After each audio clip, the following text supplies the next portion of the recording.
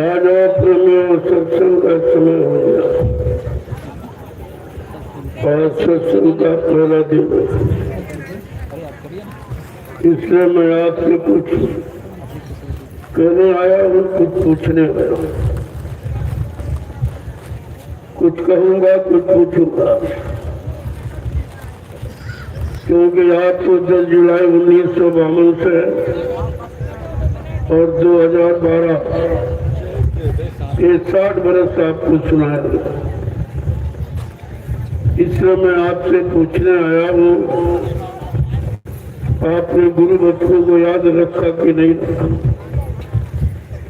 उनको समझा कि नहीं समझा, उन पर विश्वास किया कि नहीं किया। इसलिए मैं आपसे कुछ पूछने आया हूँ और कुछ कहने भी आया हूँ। कहूँगा वही जिसकी जरूरत आवश्यकता है, जो जीवों के लिए लाभप्रद है, कल्याणकारी हितकारी वो कहूँगा। और आपसे पूछूंगा कि आपको गुरु में कोई शंका, कोई संदेह भूल भ्रम, उसे कैसे दूर करूंगा, क्योंकि शंका संपूर्ण व्याधियों की जड़ है। अगर शंका परिवार में आ जाए तो भाई भाई को अलग कर देते हैं। शंका अगर पत्नी के बीच आ जाए तो कोर्ट कचहरी मुकदमा अदालत तलाक करा देते हैं। कितनी दुखदाई है। और उसी शंका में आप फंस गए। जिसने शंका दूर करने का संकल्प लिया, आप उसी समृद्ध मालिक में शंका करने लगे। इसलिए शंका से बचाने के लिए संपूर्ण जीवों के लिए त्रेता युग का इतिहास आपके सामने रखा गया। या आप शंका में न पड़े, गुरु में शंका मत करें। गुरु के वचनों में, बातों में, संकल्प और प्रतिज्ञा में कोई शंका मत। गुरु शंका निवारण का विषय। गुरु दरबार में समस्त शंकाओं का निवारण होता है और तुमने दरबार में अपने समृद्ध गुरु में शंका की। आज वो दुख का कारण आपके लिए बन रहा है और आप दर की ठोकरें खाते घूम रहे हो। तुम्हारी सुनने वाला नहीं, क्योंकि जो सुनने आया उसकी आपने सुनी ही नहीं, उसकी आपने मानी नहीं, इसीलिए आप सब परेशानियों में चले गए। परेशानी, मुसीबत, आपत्ति, संघर्ष, यातनाएं, इनमें जाने का एक ही कारण है कि आपने अपने गुरु के वचनों में शंका की।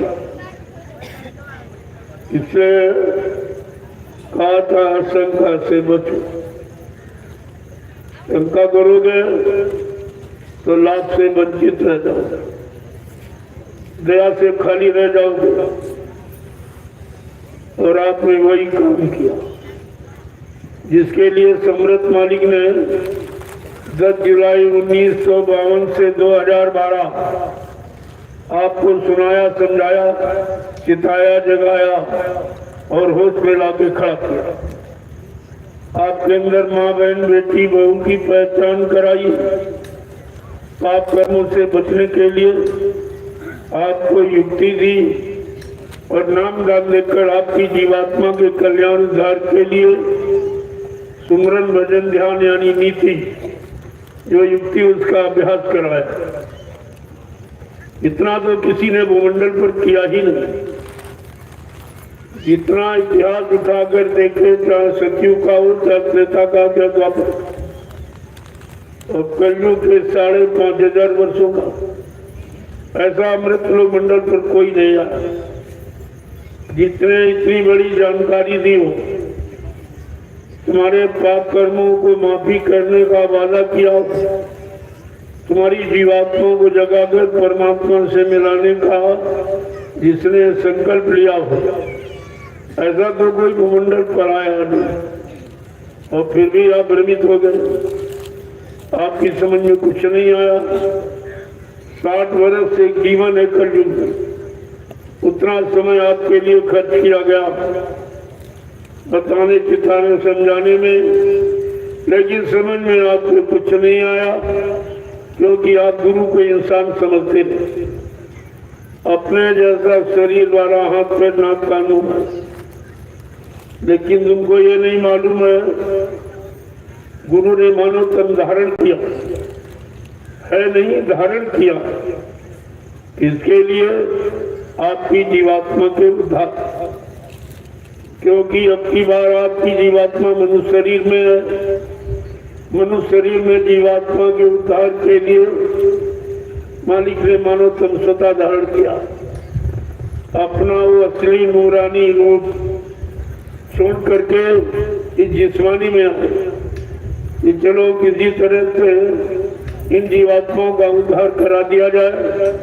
जब से जीवात्मा मृत्यु मंडल पर आई है, काल माया के बनाए कर्मों के विधान में फंस के रह गई, निकल नहीं पाई। इतना उसने कर्मों का जटिल जाल बना के रखा और कहा कोई निकल नहीं सकता। सद्गुरु की दया के बिना कोई नहीं निकल सकता। और उसे ये मालूम था कि आगे सद्गुरु आएंगे, इसलिए उसने मजबूत जाल बना के रखा। अब जब सद्गुरु आए तो उनसे उसने वादा करा लिया। काल ने कहा देखो आप आए हो ठीक है, लेकिन आप जीव के साथ जबरदस्ती नहीं करेंगे, उसके पुनर्जन्म की याद नहीं कराएंगे, जिस शरीर से आएगा उसमें नफरत पैदा नहीं कराएंगे। ये 3 वादे काल ने कराए। कहा ठीक है भाई, आपके देश में आया हूँ, आपके बातों को मानता हूँ, लेकिन मैं अपने जीवों को जगाकर ले जाऊंगा, उसमें आप कोई दखलंदाजी नहीं करेगा। हाँ ठीक है, जगा के ले जाइए आप। अब मुझे क्या मालूम कि मालिक के पास कौन सी युक्ति है, इससे जगा के लेंगे जिसमें सारे कर्मों का विधान तेरा फेल हो जाएगा, सारी युक्तियां और विधि विधान तेरे सब फेल हो जाएंगे। जब पीओं को जगाने लगे तब उसने पूछा कि आप ये क्या कर रहे हो? मैंने अखंड तपस्या आराधना कनी सत्पुरुष की है और सत्पुरुष ने खुश होकर हमको ये अधिकार दिया शुद्ध जीवात्माओं के भंडार का, और आप इनको जगा के लिए जा रहे हैं। कहा जब सत्पुरुष ने तुझे एवं मत कह के ये आशीर्वाद वरदान दिया था तो ये भी कहा था मेरी एक संत सूरत, एक संत बोध मृत्यु मंडल पर आता जाता रहेगा, जीवात्माओं को जगा के घर पहुंचाता रहेगा, इसमें कोई तुम्हारी दखलंदाजी नहीं। कहा हाँ ये तो कहा अच्छा ये बताओ आप कैसे ले जाओगे? तुम्हारे पास कौन सी युक्ति है? मैंने तो इतना कठिन जाल बना के रखा है कर्मों का, जिसमें कोई निकल ही नहीं सकता। क्या मैं 5 नामों के द्वारा ले जाऊंगा? तो कहा तुमने बड़ा हंसा और कहा तुम्हारे 5 नाम की आशा और हमरे 84 भाषा, तुम्हारे यहाँ 5 नाम क्या करेंगे? हमने 4 काम 84 लाख ये जिस्म शरीर दुनिया से बनाए क्यों को बताने के लिए तुम्हारे 5 नाम क्या करेंगे? तो मालिक ने कहा अरे भाई मुझे नहीं मालूम, मेरी सारी 84 एक नाम में सिमट जाएगी। देखो बैठिए, आप बैठिए, ये भादों का महीना है, ये घनघोर बारिश का है, इतनी अभी उम्र थी आपके लिए गर्मी खत्म की गई। आप गर्मी से भी डरते, धूप से भी डरते और पानी से भी डरते, तो रो देखो इसलिए भीग लो। अरे भीग नहीं रहे हो, अपने कर्मों का मैल उतार रहे हो। ये भीगना तुम्हारे लिए बहुत अच्छा। ऐसी पुण्य कामन तिथियों में अगर तुम भीग जाओ तो सारे कर्मों की गंदगी उतर जाए। ऐसा साबुन है जो आपके लिए तैयार किया गया, तमाम ऐसे क्षेत्र के बूंद के लिए तरसते हैं। बिहार गया था, 5 महीने से बारिश ही नहीं, सारा धान सूख रहा था, बेचारे बड़ी चिंता करते थे। हमने कहा चिंता मत करिए, तुम्हारी तपस्या ये सफल हो गई। बस उसी रात से इतना पानी गिरा और दिन भर मतलब यानी खाली और रात में बरस। हमने कहा भाई मैंने तुम्हारी व्यवस्था में कोई बाधा नहीं डाली है, इसलिए आप ही कोई बाधा मत डालिए, अपना काम बरसात वाला रात में कर दीजिए और दिन में 5 घंटे का टाइम दे बिल्कुल पूरा हो। तो कल आपने देखा इतनी उम्र थी और उससे आपकी यात्रा के पहले पानी बरसा, तो पता लोग समझते थे अब सुबह यात्रा नहीं हो पाएगी हमें नहीं, उसमें कोई बाधा नहीं पड़ेगी, वो अपने समय से होगी, समय से कुदरत अपना काम कर रही, हम अपना काम करेंगे। ये हानि पानी ये बंद कराना कोई बड़ी बात नहीं है, लेकिन ये बारिश का महीना है, इसमें ऐसा कर नहीं किया। तो अपना काम करो, तुम अपना काम करो। जब तुम अपना खेती का काम करते तो क्या भीगते नहीं हो? उसे अपना काम समझ कर भीगते रहते हो, काम करते रहते। ये तुम्हारा काम नहीं, ये तो उससे भी करोड़ों गुना बड़ा तुम्हारी जीवात्मा के अनुसार यानी का है और तुम्हारे अनंत जन्मों के पाप कर्मों को हटाने का है। तुम एक कर्म भी नहीं हटा सकते हो। अगर बरसात में भीग गए तो पता नहीं कितने जन्मों के ये कर्मों के मैल धुल जाएंगे। इसलिए हमेशा भीगो, इतना भीगो की दुनिया को भीगो, दुनिया देख कर रास्ते करके रह जाए। ये कैसे गुरु के भक्त, गुरु के मुरीद फॉलोअर है, गुरु के शासन अनुशासन में रहने वाले, गुरु भक्ति करने वाले इतने अधिक है। यही तो आपको दिखाना है। सत्संगियों, तुम्हें आदर्श बनना है, तुमने सदगुरु का तुम्हें साथ करना है। अरे आप भीग रहे हो, मैं भी तो भीग रहा हूँ, मैं कोई छाया भी नहीं बैठा, मैं भी भीग ये कभी मत सोचो। ये ऐसा काम किसी ने कभी नहीं किया कि बरसात में बैठ के सत्संग सुना हो। ऐसी दृष्टा के भक्त कभी नहीं है। किसी मत में आप चले जाइए, वहाँ आराम कलवी है, वहाँ इस तरह के मतलब त्याग और तपस्या का कोई काम नहीं। तुम्हारे भीग जाओ, कपड़े सूख जाएंगे, फिर इसमें क्या बड़ी बात है। लेकिन भीगने, ये भीग करके अगर अपना काम बना लिया तो ये भीगना भी तुम्हारे लिए कितना लाभकारी है। इसलिए कुदरत के काम में मैं कभी बाधा नहीं डालता हूँ, क्योंकि कुदरत हमारे काम में बाधा नहीं है।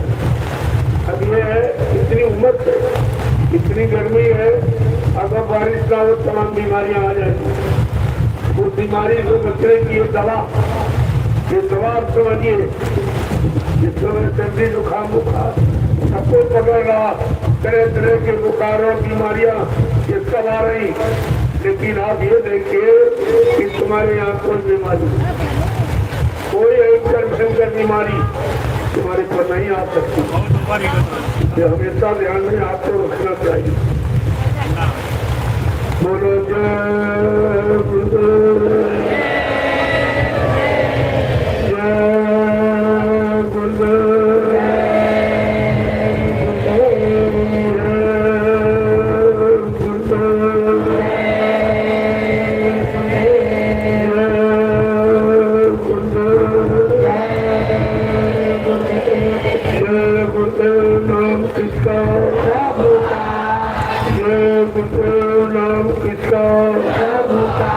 प्रभु का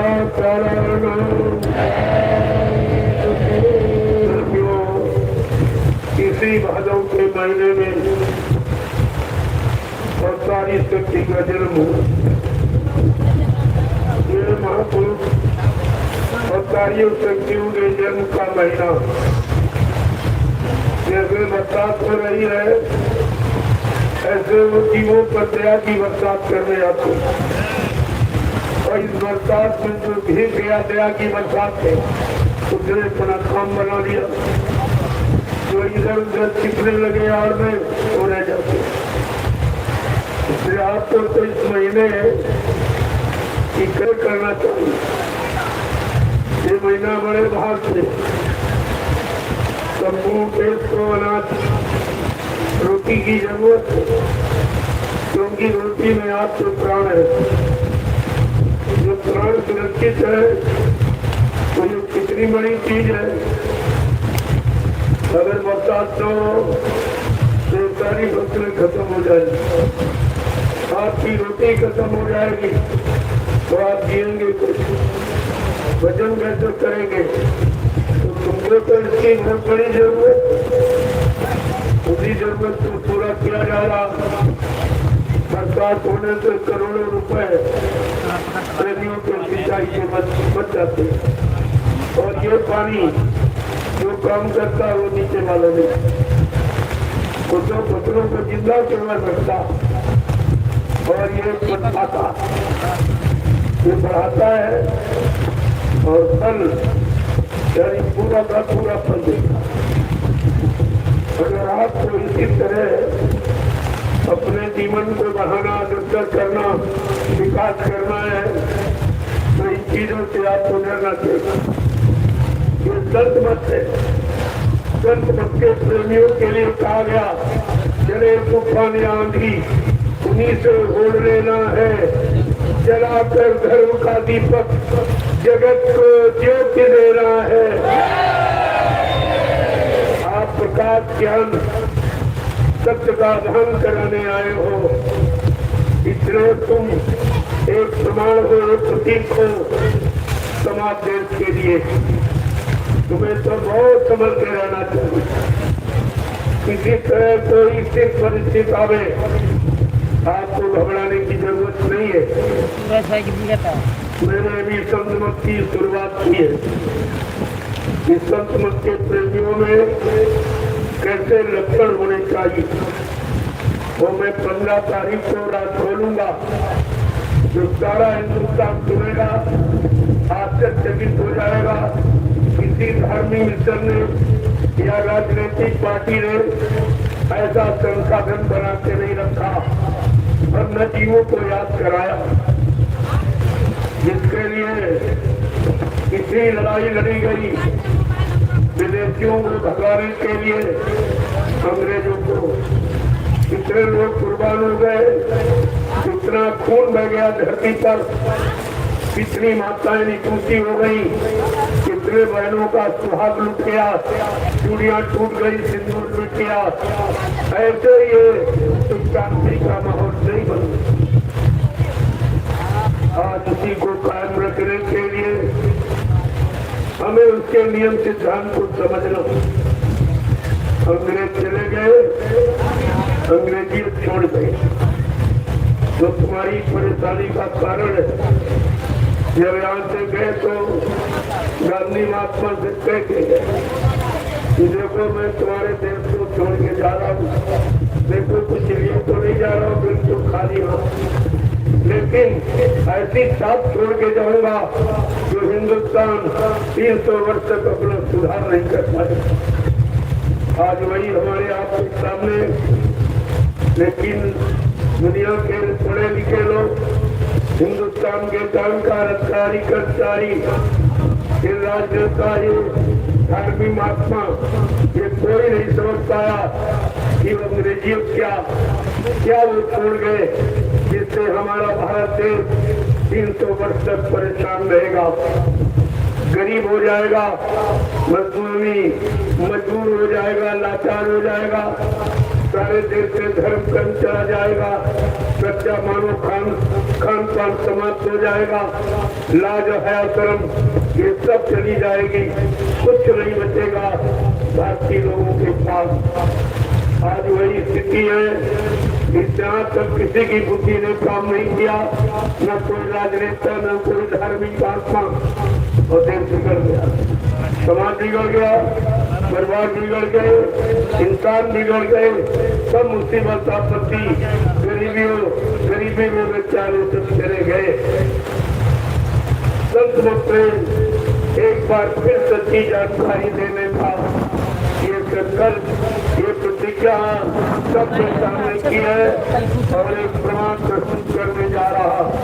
वो 15 सितंबर को एकदम जब जाहिर हो जाएगा, सबके पास सूचना पहुंच जाएगी, सब जान जाएंगे हम भारतीय हैं, हमारी भारतीयता क्या है, हम भारतीयों का सच्चा भोजन क्या है, हमारा वेशभूषा, हमारी पहनावा, हमारी पहचान क्या है, क्या होनी चाहिए, और मतलब हमारी जो भाषा है और हिंदी और संस्कृत जो देववाणी है, देवताओं की भाषा, वो तो हमारे देश की सच्ची मानवता इंसानियत को काम करने वाली भाषा, जिसको हमने अपने तिलांजलि दे रखी।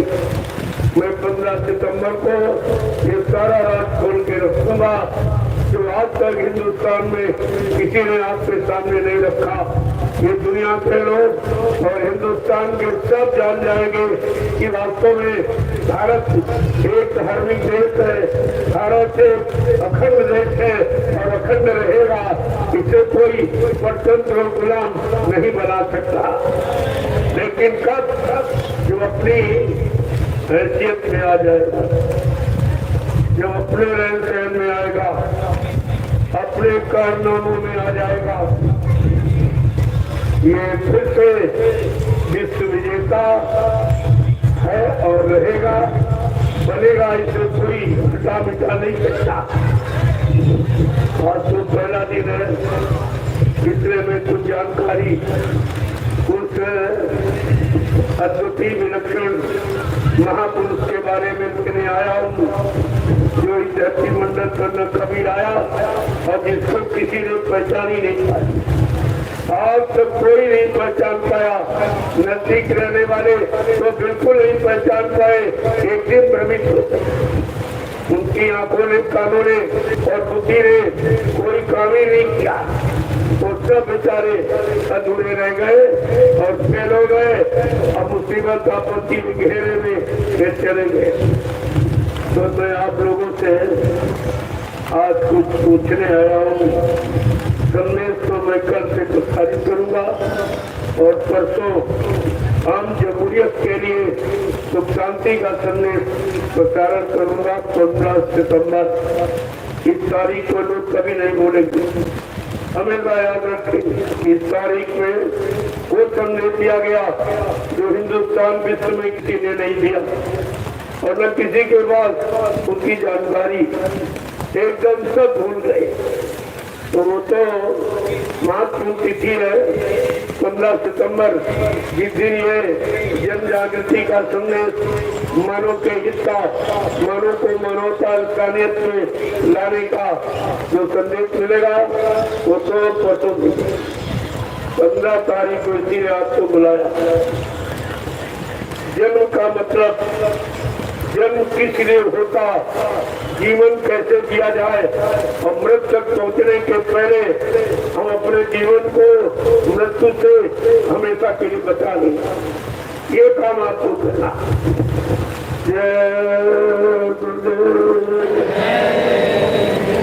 अब आपसे पूछूंगा, क्योंकि आपने अपने जीवन का इतना बड़ा हिस्सा दोस्तों की पूंजी का, आयु उम्र का आपने खर्च किया है और 60 वर्ष 10 जुलाई 1952 से 2012 ये समय सब ले दिया। कुछ पैदा हुए, मर गए, फिर पैदा हुए, फिर मर गए, फिर पैदा होके आ गए। तो सबके लिए जो पहले थे उन्होंने पहले सुना, जो बात बीच में आए उन्होंने बीच में, जो बात में आए उन्होंने बात में, लेकिन वो सबको सुनने को मिला। ऐसा तो कोई है नहीं। ये जीवों के आने जाने का सिलसिला बड़ा पुराना, आए चले गए, आए चले गए, आए चले गए।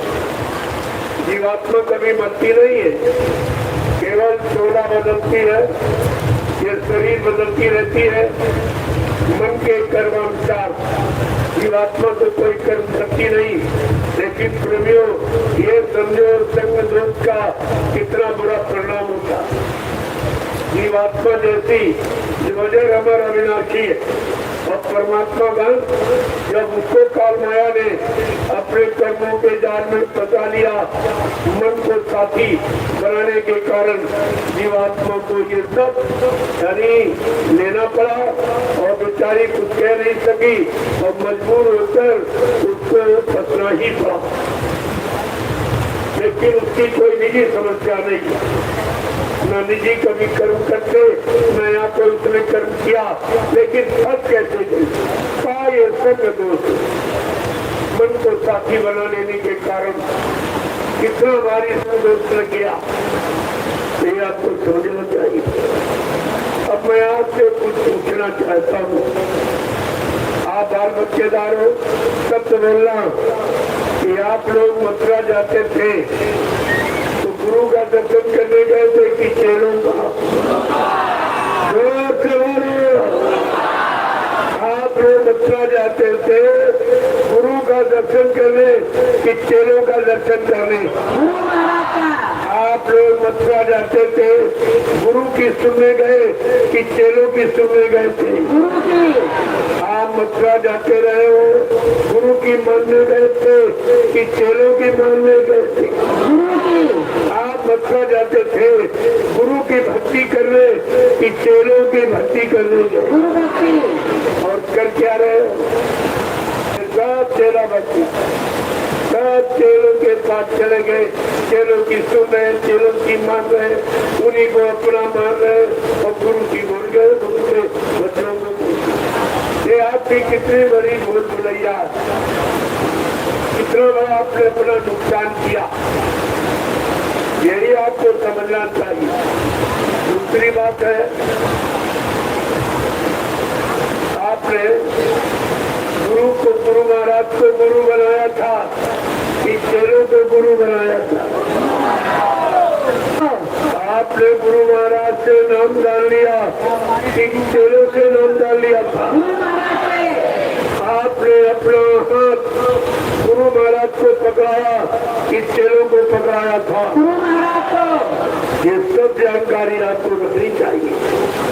और आपकी जीवात्मा को पार करने का वादा, घर पहुंचाने का वादा, तुम्हारे एक एक पाप कर्मों को क्षमा करने का वादा, ये गुरु महाराज का है या किसी चेले का है? फिर आप ये सब कर क्या रहे हो? ये जा कहाँ रहे हो? हमें तो बड़ा अफसोस हो रहा है। ऐसे समृद्ध मालिक के पास जाकर उनका दर्शन दीदार कर, उनकी अमर वाणी सुनकर भी आप में कोई चेतना नहीं आई, कोई जागरूकता नहीं आई।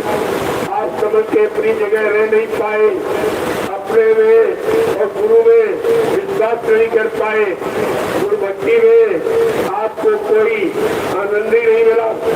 तो जवाब नहीं किया क्या? जबकि गुरु ने आपसे क्या क्या वादा किया, जरा वो भी सुन लीजिए, क्योंकि आप सब भूल चुके। हमें इसीलिए बताना पड़ा और बताना पड़ रहा, जानकारी देनी पड़ रही कि आप गुरु के विषय में सब कुछ भूल चुके हो। तुम्हें कोई याद नहीं होती वचन की। अगर याद होती तो ऐसे समृद्ध मालिक को आप कभी न भूलते और न कभी छोड़ते और उनकी शरण से कभी दूर नहीं जाते और दया से कभी वंचित नहीं रह जाते।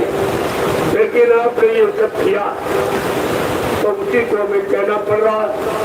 और आपके नहीं, मैं 10 वर्ष से लगा था, आपको वही जानकारी दे रहा हूँ।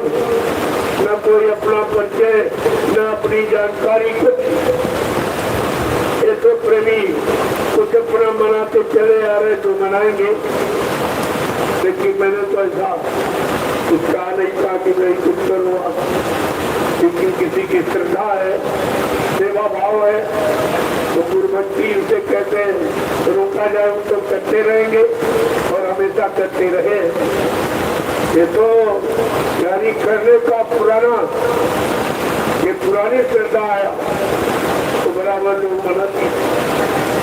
बाबा जी ने आज से 3 वादे की, जरा सुन लीजिए, कोई बताएगा नहीं। उन्होंने पहला वादा किया कि हमारे प्रेमी कहीं मेरे बारे में भूल चूक न कर बैठे, कहीं समझने में कमी न कर दे, पहचानने में कहीं कोई कसर न रह जाए। इसलिए उन्होंने 3 वादे किए। पहला वादा किया कि हम आए वही देश से जहाँ तुम्हारा धाम, तुम सबको घर पहुँचाना, ये हमारा काम। इसके बाद तुम्हारे लिए कौन सा वादा हो? तुम्हें अपनी जीवात्मा को घर पहुँचाने से मतलब, अपने पाप कर्मों में माफी कराने से मतलब, और मुक्त उसके बदले में आपको कुछ नहीं देना और फिर भी आप अपना काम नहीं करा पाए। ये कितना बड़ा जीव का दुर्भाग्य है। यही आपका दुर्भाग्य है जो समृद्ध मालिक से अपना काम जो मुफ्त में करने आए, बदले में कुछ लेने नहीं आए, आप करवा नहीं पाए। दूसरा कहा, क्या कहा? तुमको घर पहुंचाना। मेरा एक ही काम है, इस मृत्यु मंडल पर आने का। और ये भी कहा, मैं बीच की शक्तियां जो आई थी उनके समान मैं बीच के लोग से नहीं आया हूँ। न मैं ब्रह्मा के ब्रह्मलोक से आया हूँ, न विष्णु के विष्णुलोक से आया हूँ, न शिव जी के शिवलोक से आया हूँ, न राम के साकेत लोक से आया हूँ, न कृष्ण के गोलोक से आया हूँ, न देवी देवताओं के देवलोक से आया हूँ। मैं आया हूँ सत्यलोक, सचखंड, अनामी धाम, प्रभु धाम, जहाँ की सारी सुख से रूहें जीवात्माएं जो आत्मत्व मंडल में ये मनुष्य शरीर में बैठी, मैं इनके वास्ते इनको घर से घर पहुंचाने के लिए आया हूँ। गुरु कह रहा मैं तुमको पहुंचाने के लिए आया हूँ। यहाँ स्वार्थी रोगी लालची चेलों ने क्या किया? गुरु को पहले ही पहुंचा दिया और तुम ये रात समझ नहीं पाए। क्या गुरु झूठ बोलता? उन्होंने कहा मैं तुम सबको घर पहुंचाऊंगा, बिना पहुंचाए मैं मानव शरीर को छोड़ के जाने वाला नहीं हूँ, चाहे मुझे 400 वर्ष इस शरीर में क्यों न रहना पड़े। मैं अपना काम करने आया हूँ, ये काम करके ही जाऊंगा। कोई भाई कालान हमें इस काम से न रोक सकता है, न मेरा काम ये कोई कर सकता है, न वो दोनों चीज कोई कर भी नहीं सकता। कितना कोई शोर मचाए, आपको बहकाए भरमाए, अगर गुरु का वचन याद है कि मेरा काम ये कोई धरती पर कर नहीं सकता, तो वास्तव में किसी के बस। और कोई कह रहा हम सचिव लाएंगे, कोई कह रहा हम चौथा यज्ञ करेंगे, तो मैं कहा भाई करो, हमसे क्यों कहते हो, तुम कर सकते हो तो करिए, और सचिव ला के ले आइए, हम कब मना करते तुम्हें। लेकिन मैं कहता हूँ तुम्हारे बस, तुम अपने घर में शांति नहीं ला सकते, तुम सचिव कैसे ले आओ। अपने में प्रेम सेवा श्रद्धा भाव आप तक नहीं ला पाए हो, तो तुम धरती पर ये सचिव और धरती पर सबके हित की व्यवस्था तुम कैसे बना सकते हो, तो झूठ कैसे तो मेरे पास सभी लोग आए, मैं सबका सम्मान करता हूँ, किसी को भगाता नहीं, क्योंकि हमने बुलाया नहीं है तो हमको भगाने का अधिकार नहीं। कोई अपनी इच्छा से आया है, यहाँ रहो, सत्संग सुनो और प्रसाद दो, कहता लेकिन और किसी तरह की बात क्या मत। हम तो आपको ये तो कहते रहे मैं हमारे में शामिल हो जाओ, तुम्हें कुछ दिखाई पड़ता हो जो कहीं न दिखाई दे, और जो कहीं न मिलता कोई न दे सके, वो आपके मिले तो शामिल हो जाएंगे। मैं तो नहीं कहता तुम्हें जैसा दिखाई दे रहा, कुछ समझ में आ रहा, आप आ जाइए, आपका स्वागत है। वैसे हम न मिलते हैं न मिलाते, हम एक क्योंकि हमको जरूरत नहीं है न मिलने की जरूरत न मिलाने की, हमारे पास पर्याप्त है, हमें कोई आवश्यकता नहीं है। मैंने तो यही कहा, हमको केवल एक विभीषण और एक हनुमान अगर मिल जाए तो लंका जैसा काम हो जाएगा। लेकिन वो लंका का था, वो विनाशकारी लीला का था, लेकिन सदगुरु की विनाशकारी लीला नहीं है, संभाल लीला, संभाल करने की, सबको अपराधों के क्षमा करने की है, और सारी जीवात्माओं को जगा कर घर पहुंचाने की। ये तो लीला अनोखी जो न कभी की किसी और न कोई कर सकता। अब धीरे धीरे धीरे धीरे लोगों की समझ आने लगा, आ जाएगा आ जाएगा। मेरा काम कोई ऐसा ही नहीं है जो मैं किसी का नुकसान चाहता हूँ और अपना भला चाहता हूँ। मैंने अपने लिए तो कभी कुछ कहा नहीं, और 1 रुपया भी कभी आज से मांगा नहीं। जो तुमने श्रद्धा सेवा भाव में दिया कि हमारा अच्छी जगह लगा देना अच्छे काम में, तो मैं आपका अच्छे काम में आप नैनी शरण चले जाइए। 88,000 विश्वों की तपोभूमि पर देख लीजिए, तुम्हारी कमाई की एक पाई लगेगी, एक पाई आपकी, क्योंकि मेरे पास कोई खर्चा नहीं। मैं फल फ्रूट मेवा खाता, न दूध घी पीता, न घी तेल तला भोजन प्रयोग करता। मेरा और रुकी सुखी एक रोटी दोपहर इस समय की ले रहा हूँ, कभी दोनों टाइम में लेता हूँ। तो मतलब हमारे पास तो खर्चा नहीं, कोई हमारे बीवी बच्चा है नहीं जिसके लिए मैं आपसे झूठ बोलूंगा या मैं सच्चे करूंगा, कोई आता खाता खोलूंगा, ऐसा कोई नहीं। जो है आपके सामने खुला है। ये कपड़े भी आप लोग देते हो तो पहन लेता हूँ, कपड़े आपके दिए पहनता हूँ, एक रोटी तो दोपहर शाम आपकी दी हुई खाता हूँ। ये जितनी गाड़ियाँ खड़ी मेरे नाम एक भी गाड़ी, ये सब आपने दी है कि धर्म का प्रचार हो जाए, अच्छे समाज का निर्माण हो जाए, तो मैं आपका दिया हुआ धन अच्छे काम में लगा रहा हूँ। इधर उधर घूमने फिरने में नहीं, केवल सत्संग प्रचार में निकलता हूँ। इसके बाद आश्रम पर निर्माण कार्य करता हूँ, क्योंकि आपने सेवा दी है उसका आपके लिए प्रयोग हो जाए, आप जब जाएंगे कहाँ बैठेंगे, कैसे रहेंगे, आपकी सुविधा में खर्च करता हूँ, बल्कि मेरी कोई सुविधा नहीं, मेरा सब, मेरी पहचान झोपड़ी है। आप देखते हो यहाँ भी झोपड़ी में रह रहा हूँ और वहाँ भी झोपड़ी में, 3-3 आश्रम बने हुए, लेकिन मैं झोपड़ी में ही रहता हूँ। ये सब तो मानता, जैसी वो मुट्ठी छोटी आप बना देते हैं उसी में निवास करता हूँ।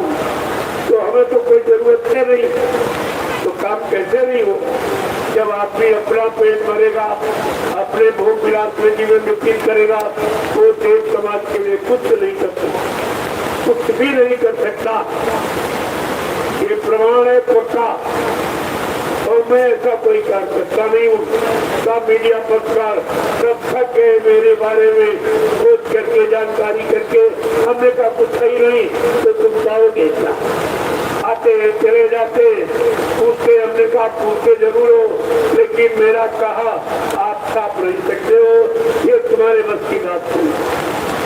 तुम सत्य को कभी छाप नहीं सकते, सत्य कहना तुम्हारे बस की बात नहीं है, तुम्हारी बुद्धि में नहीं है, और तुम्हारे कलम में स्याही और कागज में जगह इन सत्य पत्रों को छापने की नहीं है। मैं तो इस वक्त कह देता हूँ, एक जगह में अभी काफले में जो साइकिल यात्रा निकली, सब लोग आश्चर्यचकित रह गए कि आज लोगों ने साइकिल पर बैठना छोड़ दिया, सब मोटरसाइकिल पर बैठ रहे, ये साइकिल यात्रा कैसे निकालेगी? और ऐसी निकली, लोगों ने बड़े आश्चर्यजनक भाव से देखा कि इतनी गर्मी धूप में ये इतने हजार आदमी जा रहे, और खासियत ये थी उसमें 50 करने आए, तो भी साइकिल चलाती। ये देखकर ये सब आश्चर्य रह गए, मीडिया पत्रकार एकदम दांतों से लेकर दबाने लगा, ये तो काम आज तक किसी ने न किया है न कोई कर सकेगा। ये सब देखा था, क्योंकि ये सड़क पर हो रहा था, कोई कपड़े बाउंड्री में तो था नहीं, साथ के सामने हो रहा था, और करके दिखाया, लेकिन समझ में किसी के नहीं आया, क्योंकि जो स्वार्थ में, लोभ लालच में, मान सम्मान अधिकार में जीवन यापन कर रहा है, वो संत मत के किसी वचन को न मान पाएगा, न समझ पाएगा, न कर पाएगा, न उसके अनुसार अपने आप को चला पाएगा। ये आप सब देखा, बड़ा व्यवधान भी पैदा किया, परमिशन रद्द कराया, कार्यक्रम नहीं होगा। हमने भाई देखो, ये सत्य देश है, ये धार्मिक देश है, ये राम की कर्मभूमि, धर्म भूमि, संस्कृति कर्म भूमि, संतों की, फकीरों की योग भूमि है। इस पर से सत्य कभी कोई मिटा हटा नहीं सका। इसलिए बाधाएं आएगी, डर जाएगी, और कार्यक्रम पूरे 39 दिन एकदम निर्विघ्न संपन्न हुआ। सब रानी आश्चर्यचकित रह गए, सबने जोर लगा लिया। हमने दबों में पहले भी कहा गया था, जोर लगा ले अहले जमाने, कब तक जोर लगाएगा? जग में जो गुरुदेव का झंडा लहर लहर लहराएगा। अरे तुम्हें बरसात को चुनौती दे दो, तेरे पास जितना पानी है सब उमेर दे, सारी फसलों में डाल दे, लेकिन मैं हटने वाला नहीं हूँ, मैं मैदान से हटने वाला नहीं हूँ।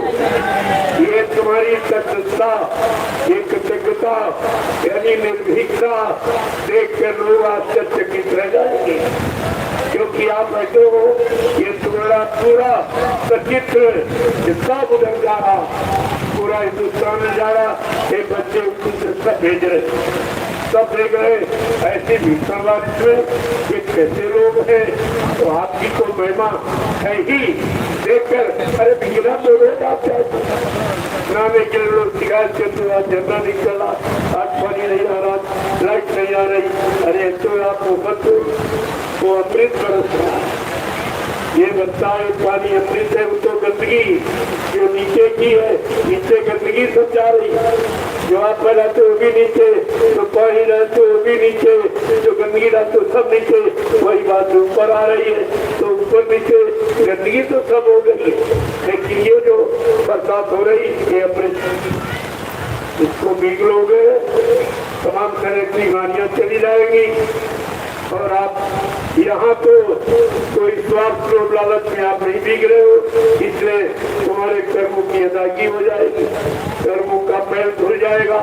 पता नहीं कहते कहते पूरे कर्म आपने करके आए हो जो भूल गए तुम्हें याद भी नहीं, लेकिन आज ये बारिश सारे तुम्हारे कर्मों को धुल देगी।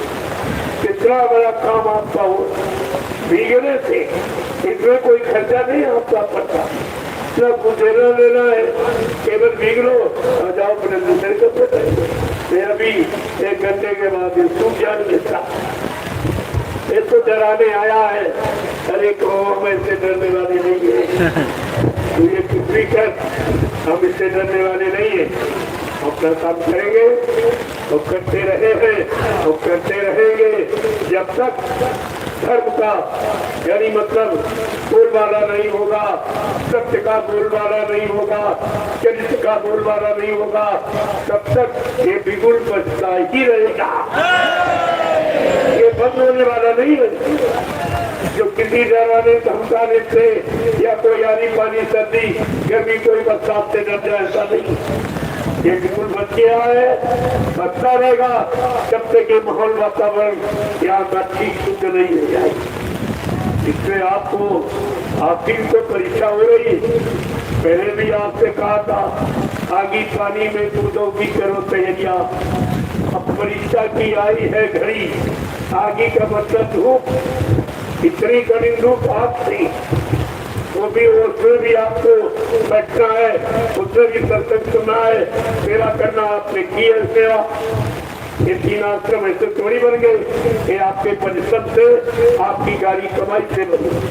ये कोई सेठ साहूकार कोई मतलब किसी का पैसा हमने नहीं दिया, वो आपका 1 रुपया 2 रुपया 10 रुपया 100 रुपया जो भी आपने सेवा भाव में, श्रद्धा भाव में, प्रेम भाव में, भक्ति भाव में जो दिया है, उसी से एक नैमिषारण्य में 2 आश्रम का और 1 हरदोई में ये 3 आश्रमों का निर्माण। वैसे मैंने 6 आश्रम बनवाए, 2 कानपुर में बने और 1 हरदोई में और बना है, और दूसरा ये नया आपका बन गया दयाल आश्रम। आपको तो ये जानकारी होनी चाहिए कि हमारी एक छोटी सी सेवा से इतना बड़ा काम हो गया। और जहाँ तुमने मथुरा में कितनी बड़ी बड़ी सेवाएं दी, 4-4, 5-5, 6-6 अंकों की सेवा, वो कहाँ चली कि तो कोई काम हुआ नहीं। यानी 45 करोड़ जीवों के द्वारा एक आश्रम बना, एक मथुरा में, वो भी ये लोग 5 का व्रत नहीं पाए, जो उसकी महिमा थी वो भी खत्म हो गई। जो मंदिर की महिमा जग जाहिर कि विश्व में ऐसी कोई इमारत नहीं है जो मतलब, उसको भी इन्होंने गंदा कर दिया, उसकी भी कोई मर्यादा नहीं रखी। हमको मजबूर होकर इन 3 आश्रमों का निर्माण करना पड़ा, प्रेमियों को भी, अपने लिए नहीं, प्रेमियों को।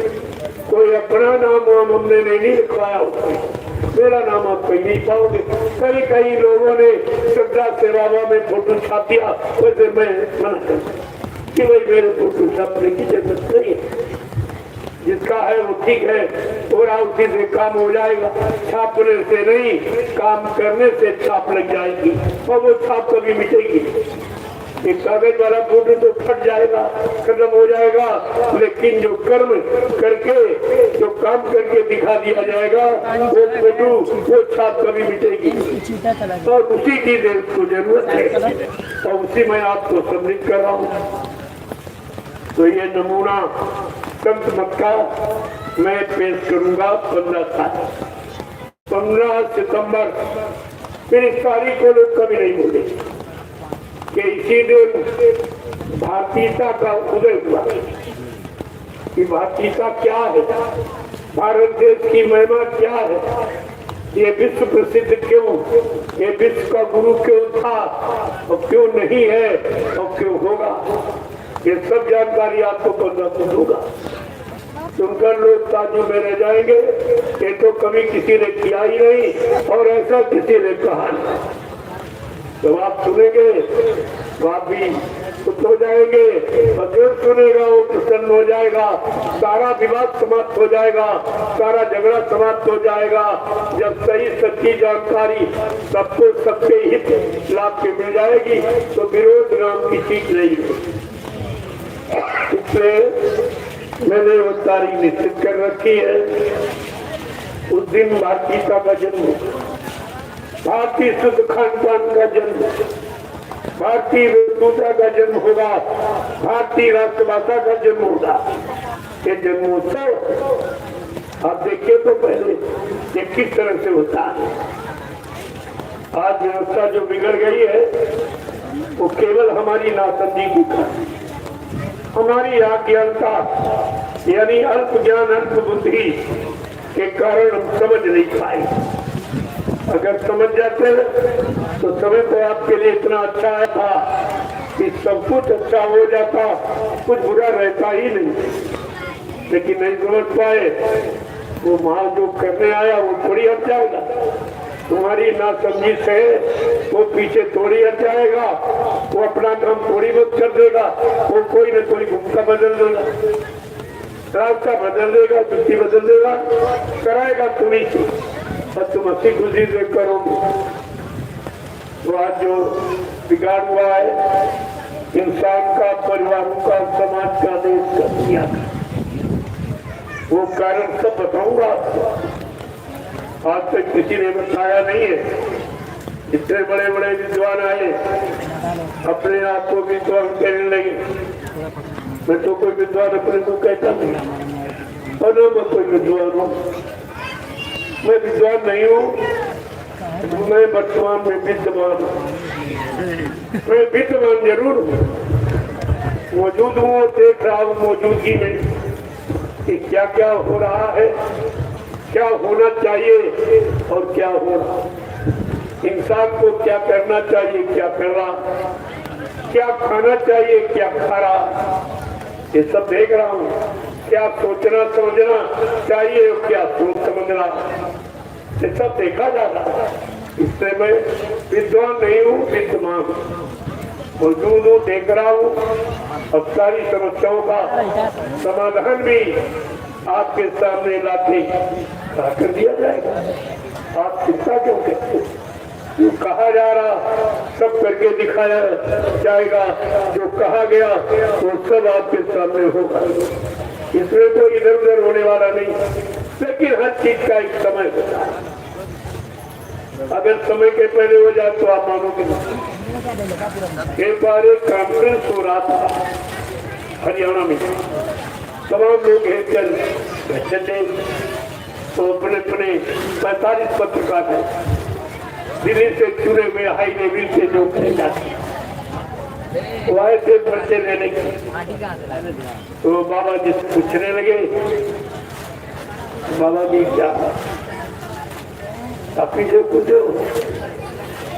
कहते भाई तुम्हारी मेमोरी बहुत कमजोर है। इससे मैंने बच्चों से दीवारों पर, पेड़ों पर, पत्थरों पर, पहाड़ों पर सब लिखा है कि जय गुरुदेव नाम परमात्मा का, जय गुरुदेव नाम परमात्मा का, जय गुरुदेव नाम प्रभु का, जय गुरुदेव नाम प्रभु। फिर भी आप पूछ रहे कि आपने चलते चलाते ये सब देखा, तो इतना मैंने प्रचार कराया है। कोई हिंदुस्तान का प्रांत, जिला, तहसील, ब्लॉक, शहर, कस्बा, गली व कुत्ता छोड़ा नहीं जहाँ मैंने जगह समय के नाम का प्रचार न कराया। और तुम्हारी याददाश्त इतनी कमजोर, फिर भी आप पूछ रहे हो। अरे भाई, वो भगवान का और प्रभु परमात्मा का नाम क्या कोई इंसान भगवान प्रभु बन जाएगा? इतनी भी आपकी जानकारी नहीं थी तो चुप हो गए। महात्माओं का तो चुप, और श्रोता है वो चुनोगा। फिर बोलने लगे क्या दूरदर्शी में अच्छे लोग हो, कहीं नहीं ईमानदार? कब मैंने ये नहीं कहा। मैंने यह कहा जब तुमको देश चलाने के लिए अच्छे लोग न मिले, तुम्हारा विश्वास खत्म हो चुका हो, तो मैंने 1 करोड़ को टांगोरा पहनाया। तो तुम्हारे देश का, समाज का, परिवारों का, इंसानों का काम बिना तनख्वाह के और बिना किसी पद के अब तुम्हारा कर देंगे। जब तुम्हारा काम चलने लगे तो गद्दी को तुम बढ़ जाना, वो तुम मदद करेंगे। वो तो गजब करेंगी। मैंने तो ये कहा। फिर वो तमाम पत्रकार इकट्ठे होकर सब प्रश्न करने लगे कि आप भगवान हैं, हम आपको मानते थे। तो मैं तो कभी नहीं कहा और न कभी कहूंगा कि मैं भगवान हूँ, मैं गुरु हूँ, मैं सदगुरु हूँ, मैं महाराज हूँ, सरकार। मैं तो न कभी कहा न कभी कहूंगा और कोई से कहने की जरूरत ही नहीं। जिसको यहाँ रहना हो वो बने, हमें त्याग से काम करके जाना तो हम बने बनाने की बात तो हो गया। फिर तमाम लोग इकट्ठे हुए। कल अच्छा ये बताओ कि क्या हम आपको भगवान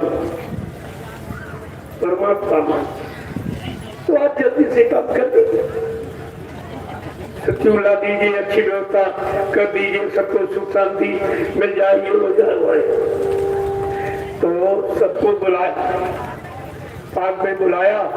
जो सबसे वृद्ध था, संस्कार मीडिया सबसे योग्य था, उसको बुलाया पास में। उसके कान में क्या कह रहे चोर, लेकिन कान में कह रहे कहा कि बच्चा, अगर तुम्हारे घर में तुम्हारी बीवी के समय के पहले अगर बच्चा पैदा हो जाए, तुम ये कहोगे हमारा है ही नहीं, तुम इसको नहीं मानोगे। तो मेरी बात समय के पहले तुम कैसे मान लोगे? कितना सटीक उत्तर, एकदम चुप रहे। जवान सबकी बंद हो गई। सारे पत्रकार मीडिया उसके चले गए। कहते नहीं भाई, इनसे तो खोपड़ी खोल रहा है, पता नहीं कैसी खोपड़ी है, कहाँ से एकदम रखा हुआ हाजिर यानी जवाब, मतलब यानी अब उन्हें क्या मालूम ये सब क्या है।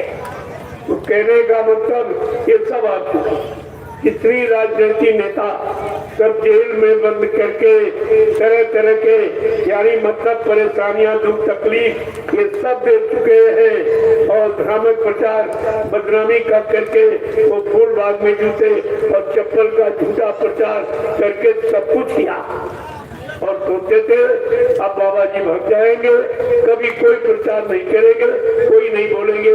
लेकिन महापुरुष अपना बिगुल जिसने बजा दिया वो बगैर यानी सत्यता बोलाए वो बंद नहीं करता, कोई नहीं बंद करा सकता। ये सब आपके सामने सुना और आपने ये सब सुना और फिर भी आप भ्रमित हो गए। जो काम करने आया जेल में बंद किया गया, तरह तरह की यात्राएं दी गई, लेकिन अपने काम से नहीं, काम से पीछे नहीं, आवाज लगाना बंद नहीं किया। तो आप उनके मुरीद हो, फॉलोअर हो, तो तुम कैसे समय समय पर हट जाते हो? तुम्हारे अंदर कैसे मतलब शंका, संदेह, मूल भ्रम पैदा हो जाता है? मतलब यानी अच्छाई को भूल के बुराइयों में चले जाते हो, निंदा आलोचना करने लगते हो। ये सब तुम्हारी कमजोरी है, तुम्हारी अल्प बुद्धि का कारण है ये, तो आप समझ नहीं पाते हो। पहले भी आपने कहा था इसमें अपनी बुद्धि मत लगाना, ये परिवर्तन मानव बुद्धि के परे न कोई सोच सकता, न कोई कर सकता, न कोई विश्वास ही कर सकता।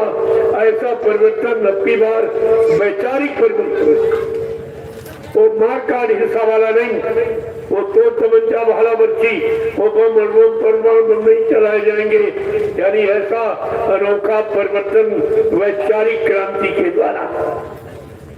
अरे लोगों के भाव विचार बदल जाए तो काम बन जाएगा, और तुम्हें क्या बदलना।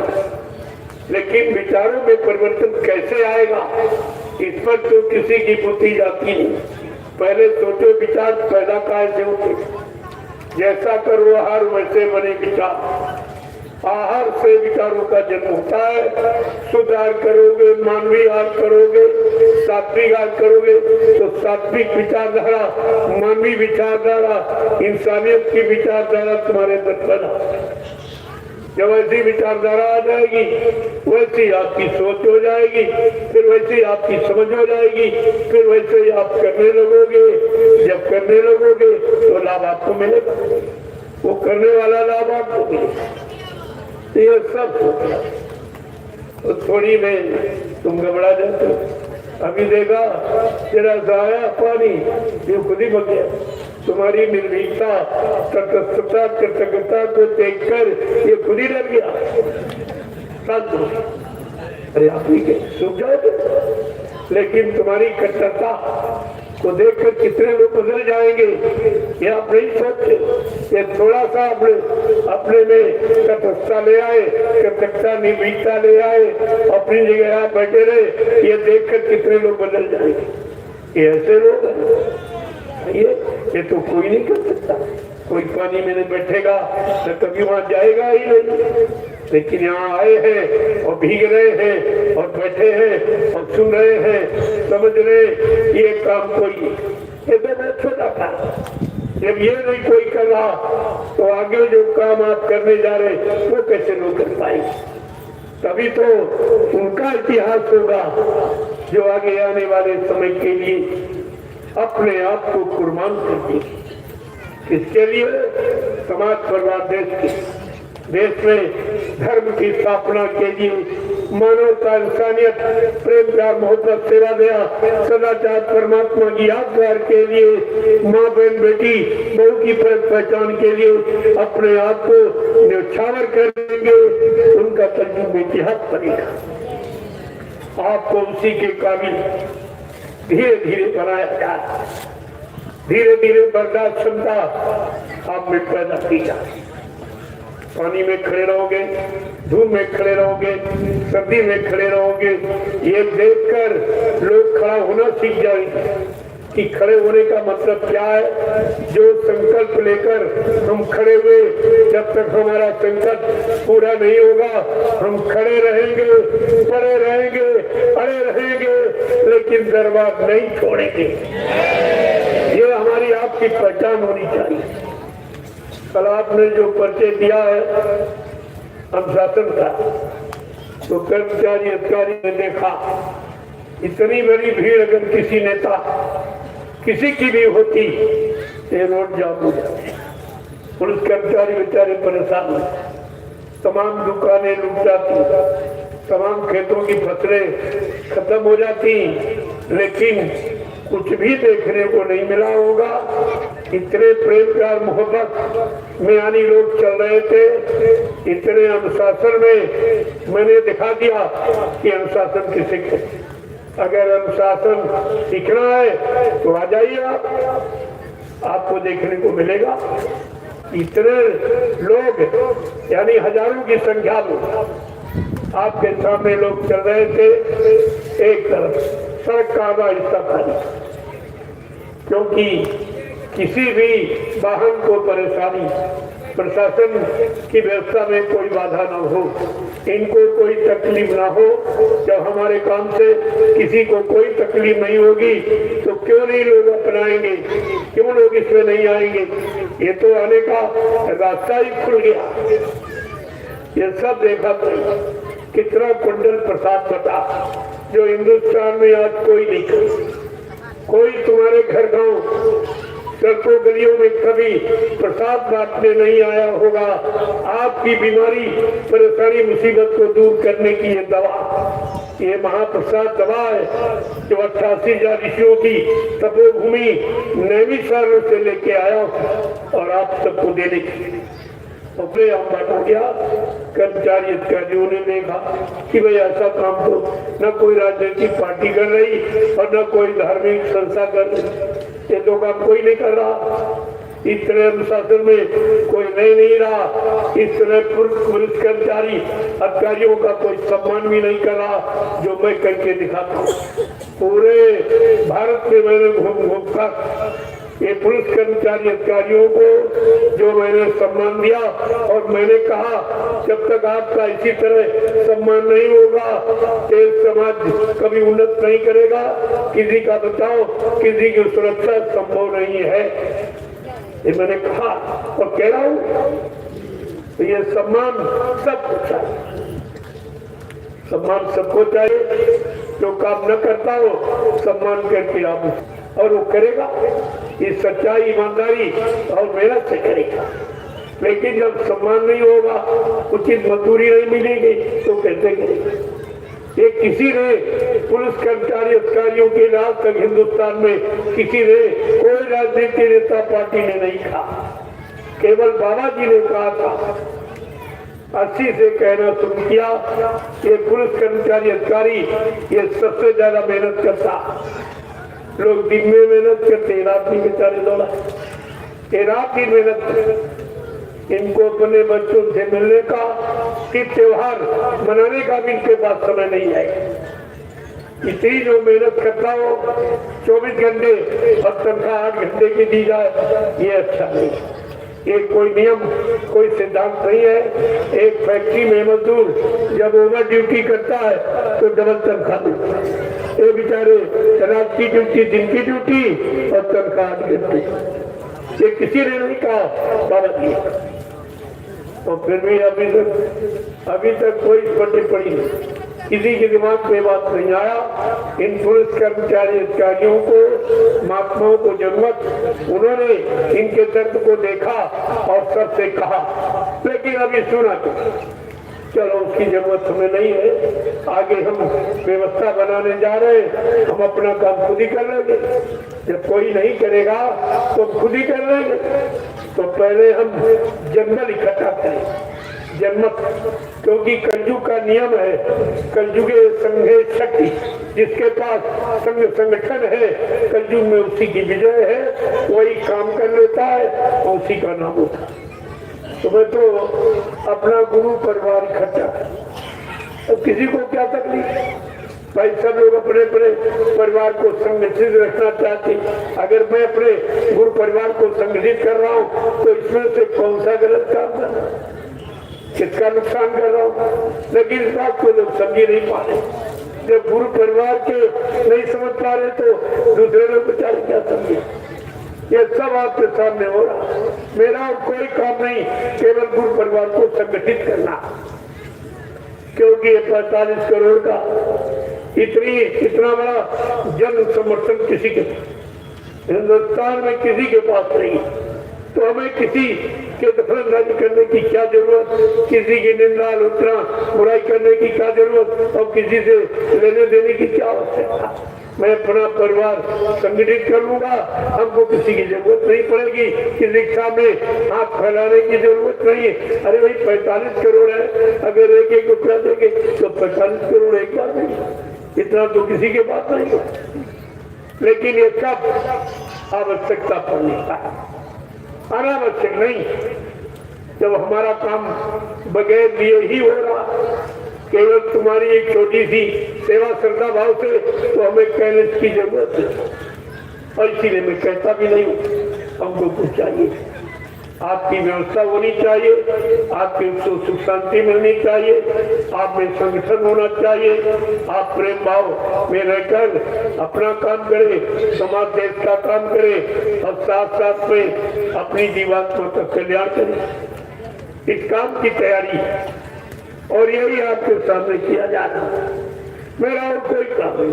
अब इस बात को लोग समझी नहीं, अभी पा नहीं इनका लक्ष्य क्या, इनका उद्देश्य क्या, अधिकार क्यों आए और क्या कह रहे हैं। तो हमने कहा बैठ के सुनो तो आपकी समझ में आ जाएगा। मैं तो सबके लिए कहता हूँ, मेरा एक मजे, एक जाति और एक इंसान, एक ऐसी बात नहीं।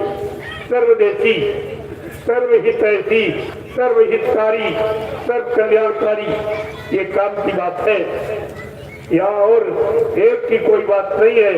और किसी की निंदा आलोचना बुराई, निंदा आलोचना बुराई करने वाला कभी अच्छे सच्चे समाज की स्थापना नहीं कर सकता और स्वयं अच्छा नहीं बन सकता, क्योंकि धीरे धीरे बुराई करते करते उसके अंदर बुराई ही भर जाती, फिर अच्छाई वहां टिकी नहीं सकती। इसलिए ऐसा कोई काम अगर बन सके तो लोगों का हित करो, भला करो, अगर नहीं तो चुपचाप करता। लेकिन किसी के काम में दखल, किसी का विरोध को निंदा आलोचना ये करने की जरूरत नहीं है। न उसके पाप के बोझे से आप ये बराबर आपको मना किया है, लेकिन आपने कोई बात मानी नहीं। अगर संत महात्मा फकीरों की बात आपने मानी होती तो आज भारत देश की ये हालत है। इसी तो संकेत करके महात्मा से पूछ रहे हैं, क्या कह रहे हैं कि अगर बात संतों की मानी जो होती, अगर बात संतों की मानी जो होती, तो सिर पे ये आफत तुम्हारे न आती, तो सिर पे ये आफत तुम्हारे न आती। अगर बात गुरु जी की मानी जो होती, अगर बात गुरु जी की मानी जो होती, तो सिर पे मुसीबत तुम्हारे न आती, तो सिर पे मुसीबत तुम्हारे न आती।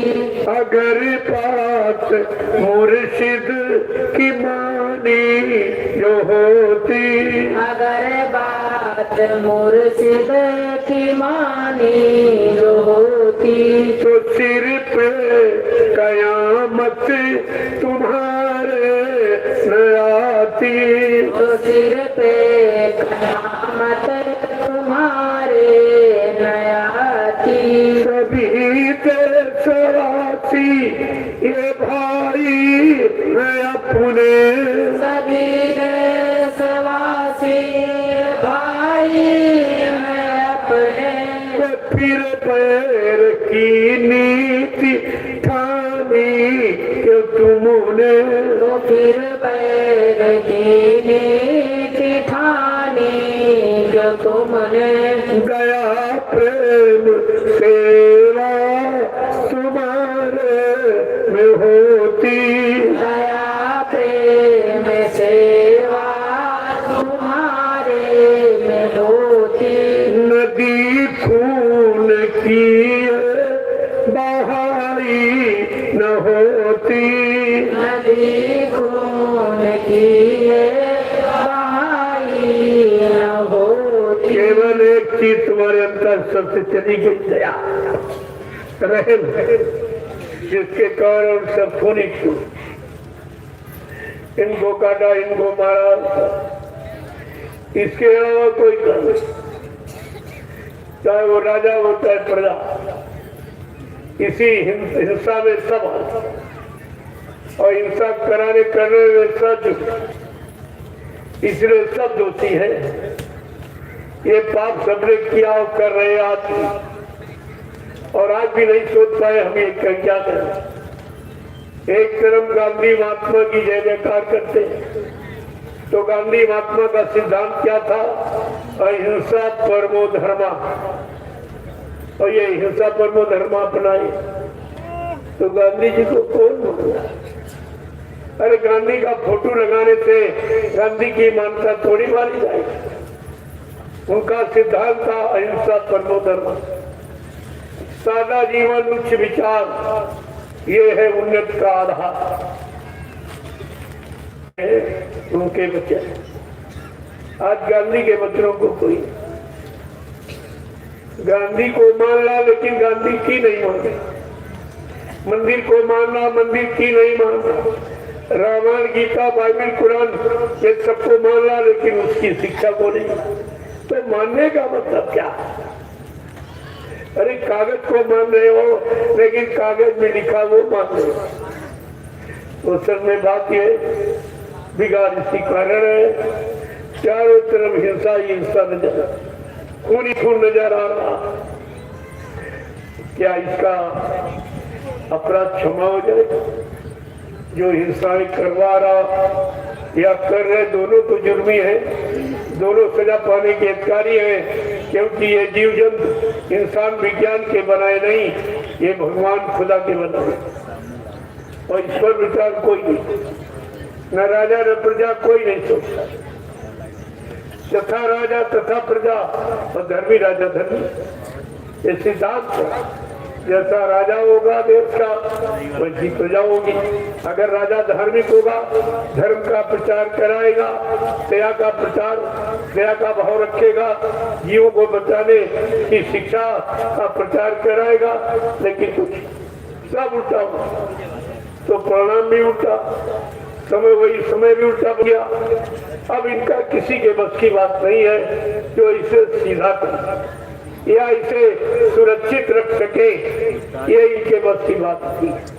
और इसमें ये सत्य बड़े बड़े राजे महाराजे बादशाह आदमी नरकों में पड़े, जमराज की जूतियों की मार खाए कि उन्होंने भी कोई अच्छा काम नहीं किया।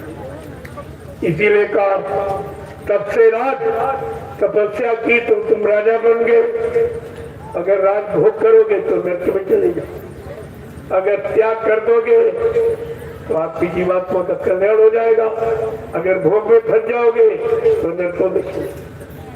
तब से राज से नरका और इसमें नहीं कुछ फंसा। ये ईश्वर संतों ने कह दिया कि तपस्या करोगे तो राजा बन जाओगे और राज भोग करोगे तो नरकों में चले जाओगे, अगर राज का परित्याग कर दोगे तो आत्मा का कल्याण हो जाएगा।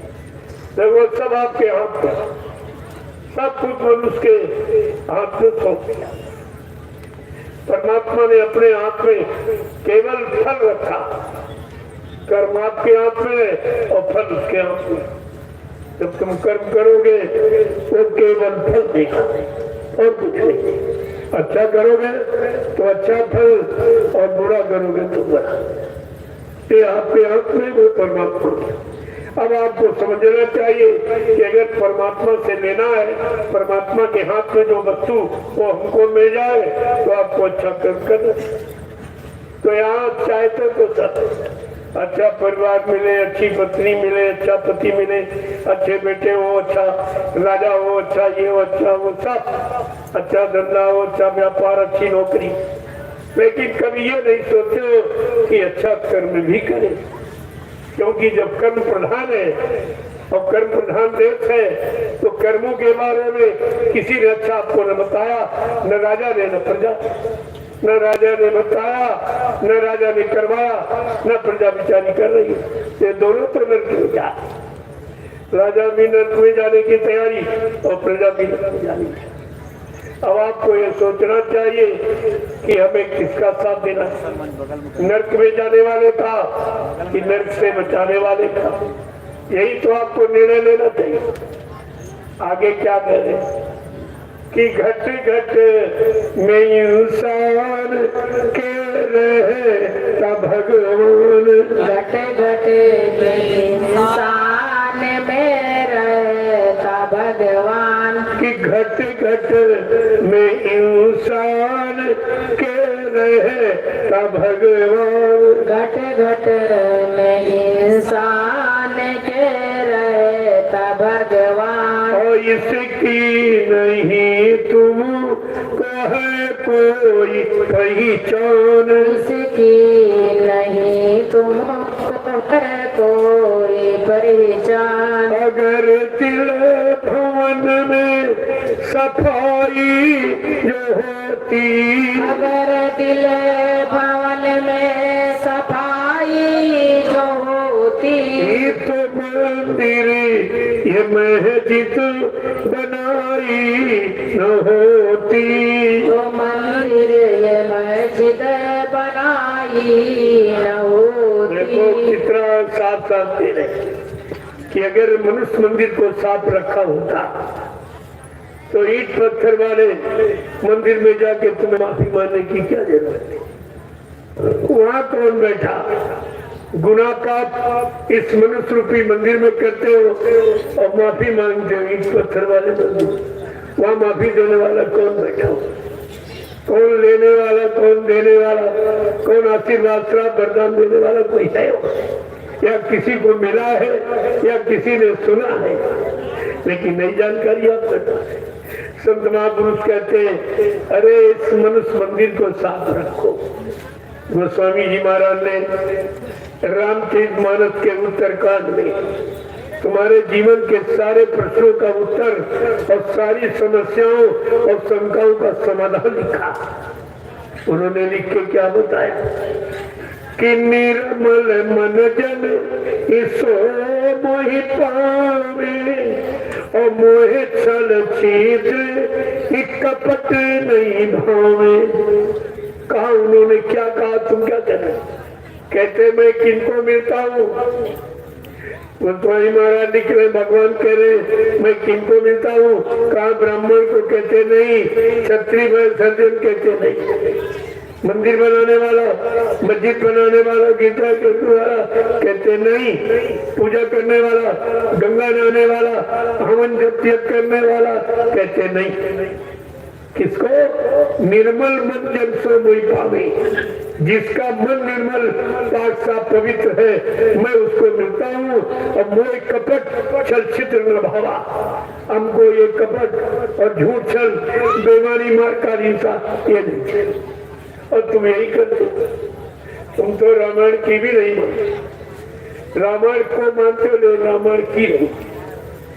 क्या लिखा है, किसके लिए लिखा है, क्या पेन लेने, क्या पाने, क्या मिलने के लिए लिखा, तो इस पर आपने कभी ध्यान नहीं किया तो देगा बेगा। आगे गोस्वामी महाराज और भी लिखते कि तुम कोई ये शंका करके मैं मन बढ़ जाना कि भगवान किसको किसके हृदय में बात करता, ब्राह्मण क्षत्रिय वैश्य कहते नहीं, जात पात के हृदय में, किसके हृदय में? बड़े साफ शब्द में कहा कि जाति पाति धन धर्म पराई और कुल परिवार सुखद समुदायी और इन्हीं त्यागी भजे मन लाई और ताके हृदय बसे प्रभु आई। कहते प्रभु परमात्मा का बात किसके हृदय में होता है कि जात पात धर्म बढ़ाई कुल परिवार सुखद समुदायी इन्हें त्याग, जो इतनों का परित्याग कर देगा उसके हृदय में मेरा वास। और तुम्हारे यहाँ सबसे कठिन जाति अपमान, तुम जाति पाति के खाई से अलग नहीं हो पाए, ये सबसे बड़ी गंदगी है। आप इसी में फंस गए। जब बच्चा पैदा होता माँ के पेट, क्या कोई जाति लेके आया, मजहब धर्म के लेके आया, छोटा बड़ा गरीब अमीर हिंदू मुसलमान बन के आया? ये सब आपको विचार करना चाहिए था। नंगा और अकेले आया, ये आने की स्थिति है, कुछ लेके नहीं आया। जब यहाँ से चलोगे तो कुछ लेके नहीं जाओ, जब लेके नहीं आए हो तो लेके जा भी नहीं।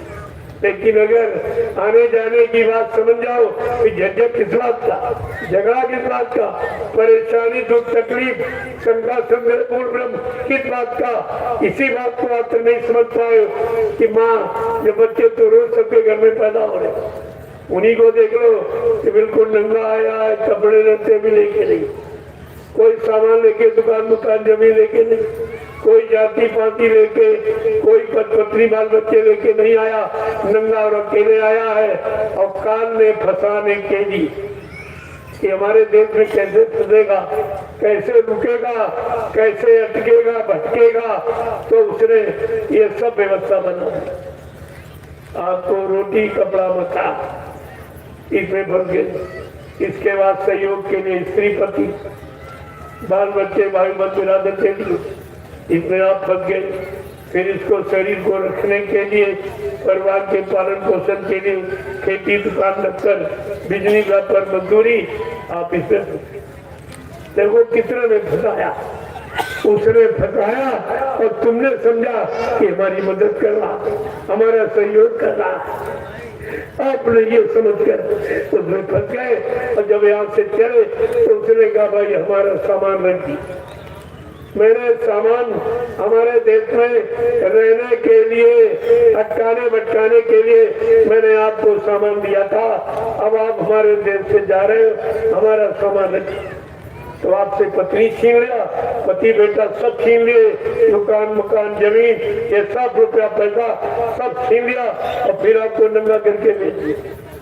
तुम्हारे घर से, परिवार से, मोहल्ले से, गांव से, कस्बों से कितने लोग रोज जा रहे, तुम उनको जाते देखकर भी नहीं समझ पा रहे कि एक दिन हमको भी इसी तरह नंगा जाना पड़ेगा, सब सामान छोड़ के जाना पड़ेगा। फिर आप ये लूट और पाट और छीना झपटी और चोरी डकैती कतल किसके लिए करते? यही तुम्हारे कर्मों का बोझा जो तुमने अज्ञानता में अपने सिर पे बांध कर रखा है, यही कर्म करते तो फिर तुम कितने युगों तक ढोते रहोगे। संत महात्मा आपको इस कर्जे से मुक्त कराने आए। एक बार हमारी बात मान लो और अपनी जीवात्मा को जगा लो और यहाँ से निकाल के ले चलो। इस झंझट से हमेशा के लिए दूर हो जाओ। न तुम्हारा जन्म होगा, न मृत्यु होगी, न आवागमन, न कर्मों का जाल, न मृत्यु और न जन्म, कुछ नहीं होगा। लेकिन कितने लोग समझ गए महात्माओं के ये सत्य वचन, कितने लोग मान नहीं।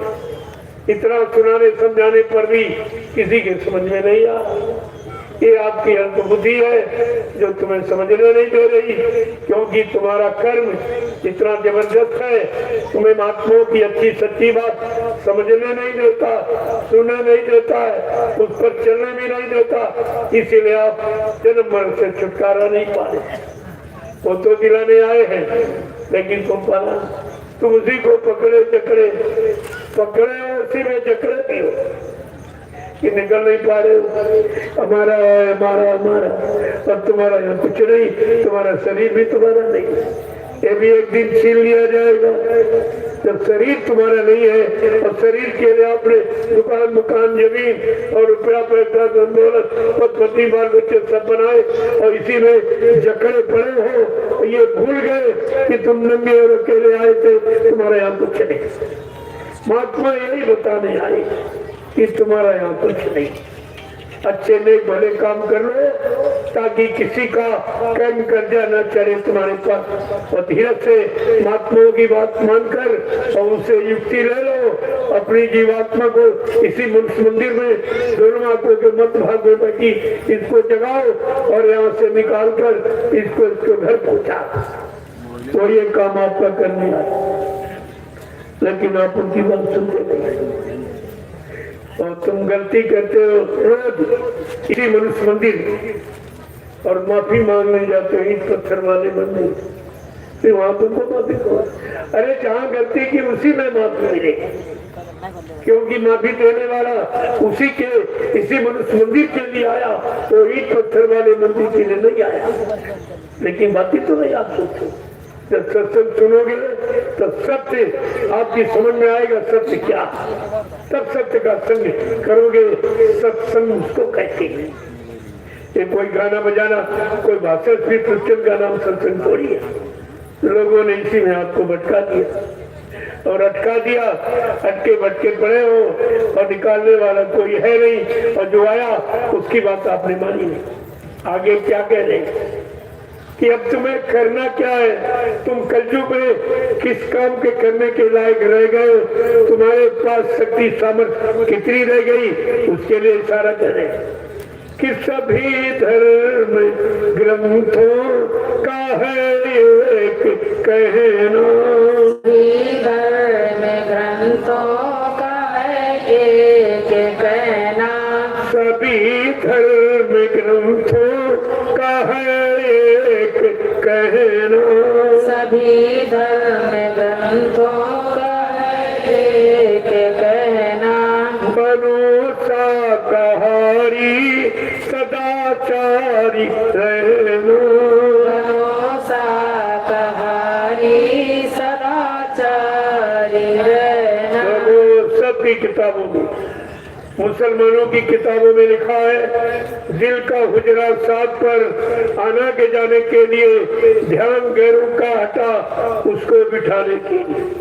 वो परवरदिगार आलम अल्लाह ताला खुदा रहमान को अगर जिस्मानी मस्जिद में बैठाना चाहता है तो इसको पाक साफ रख, और तुम गंदगी फैलाते हो। इसी में मुर्दा मांस पशु पक्षियों का रक्त। अरे मुर्दा कहाँ रखा जाता? शमशान भूमि में, कब्रिस्तान में। तुमने अपने पेट को कब्रिस्तान शमशान बना दिया, इसी में रखने लगे।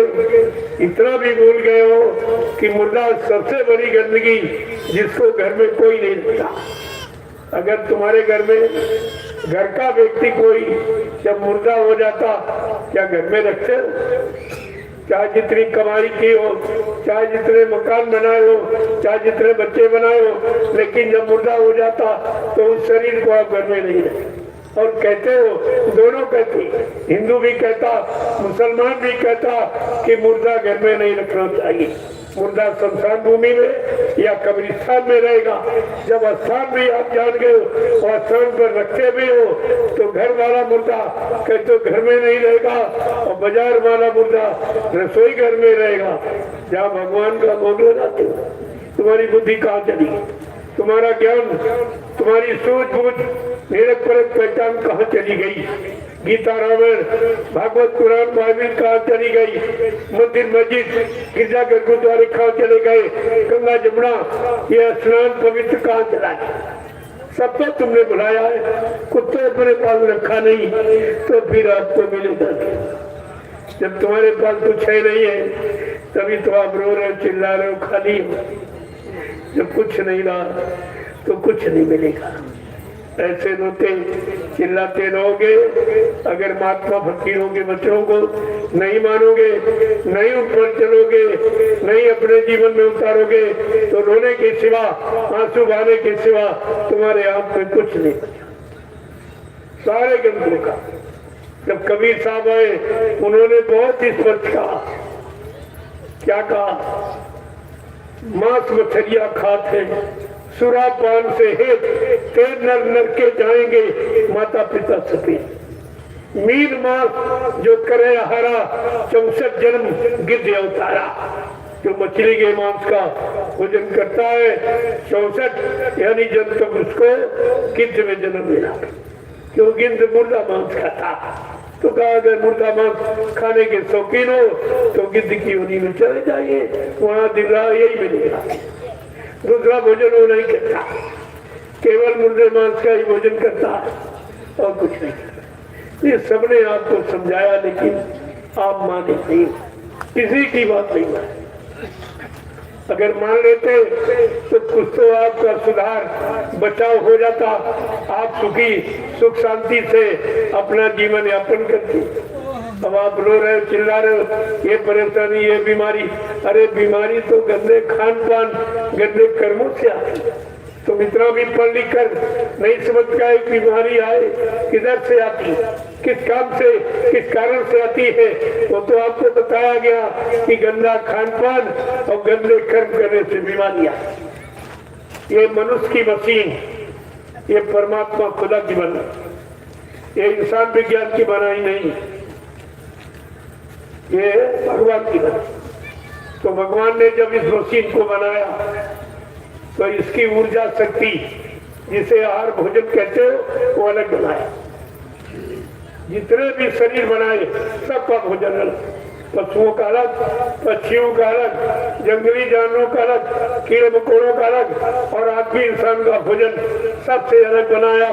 क्योंकि भगवान खुदा को इंसान बहुत प्यारा, इसीलिए भगवान राम ने कहा भी है कि सब मेरे सब हिम में उपजाए और तीन में अधिक मनुज में भाए। कहते सारी खिलकत, सारा जलसा तमाशा, ये सृष्टि ये मेरी ही बनाई हुई।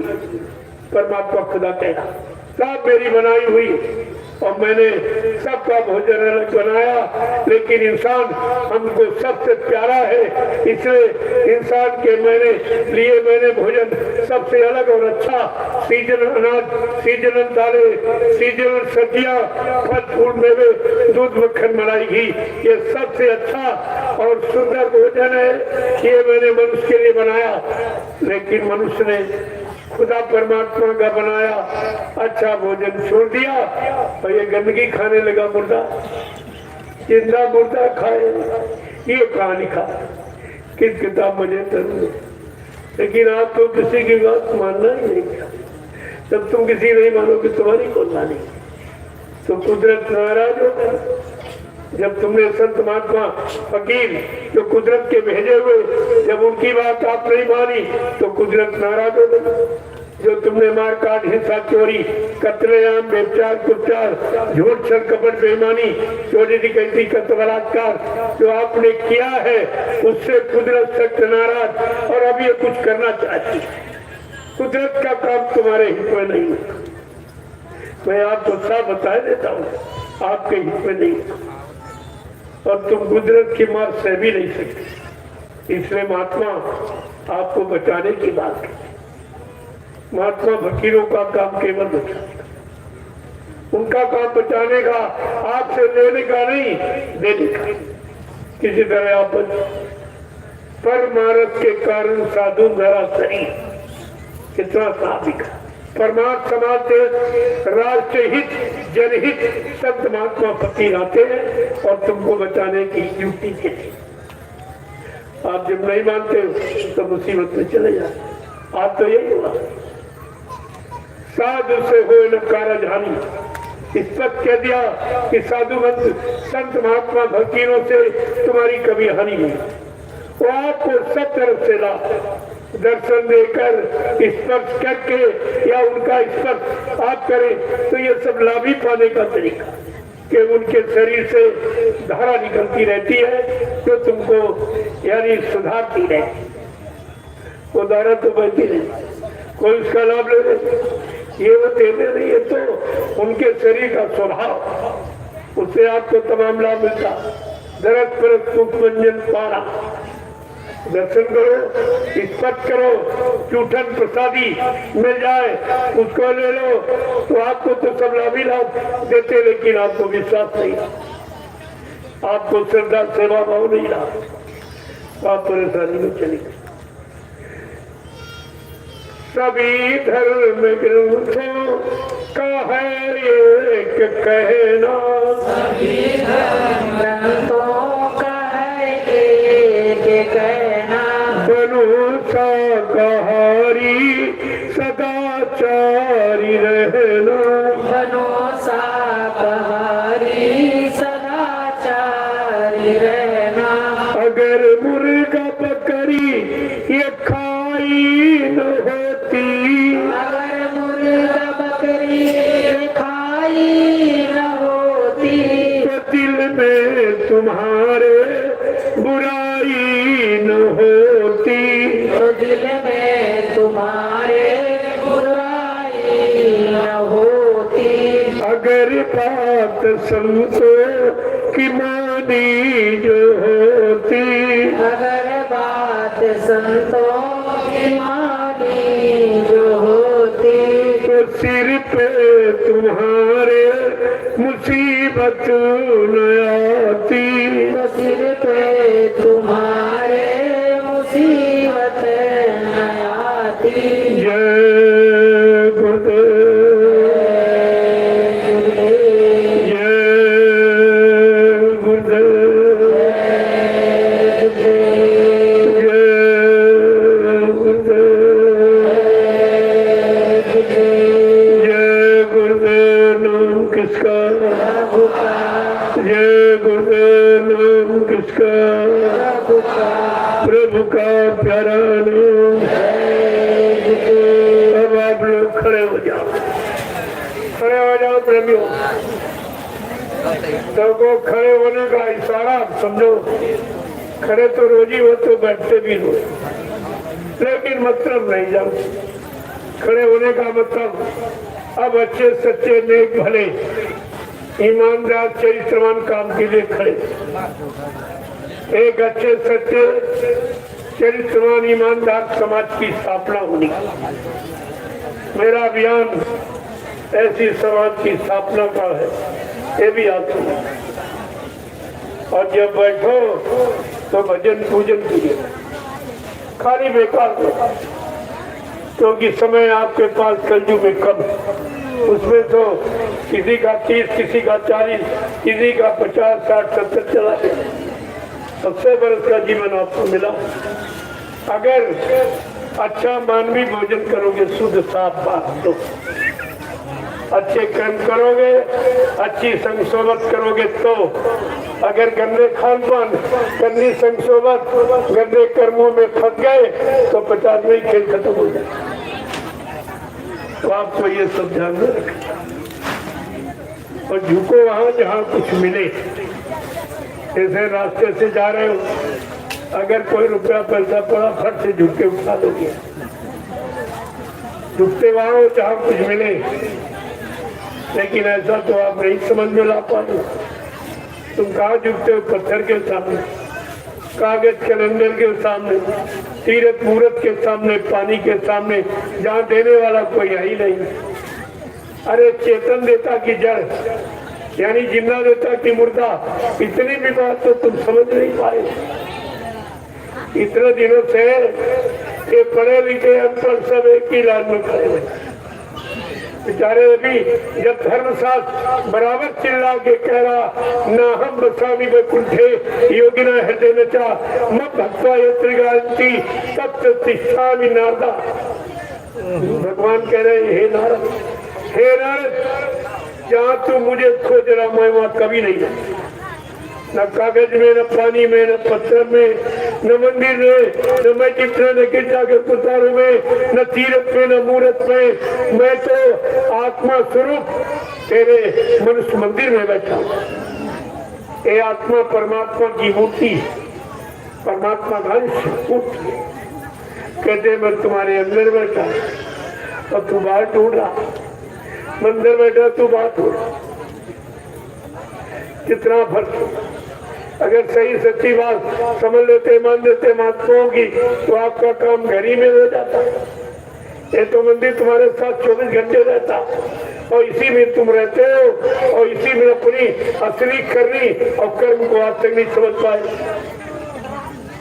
तो बड़े हाव भाव से, सेवा भाव से आओ सत्संग में और मतलब को तो सुनोगे तो धीरे धीरे समझ लेता। जय गुरुदेव, जय गुरुदेव, जय गुरुदेव, जय गुरुदेव। नाम किसका? जय गुरुदेव। नाम किसका? प्रभु का प्यारा नाम। जोर से बोलो, साथ में बोलो, बोलना होगा, अभी से बोलो।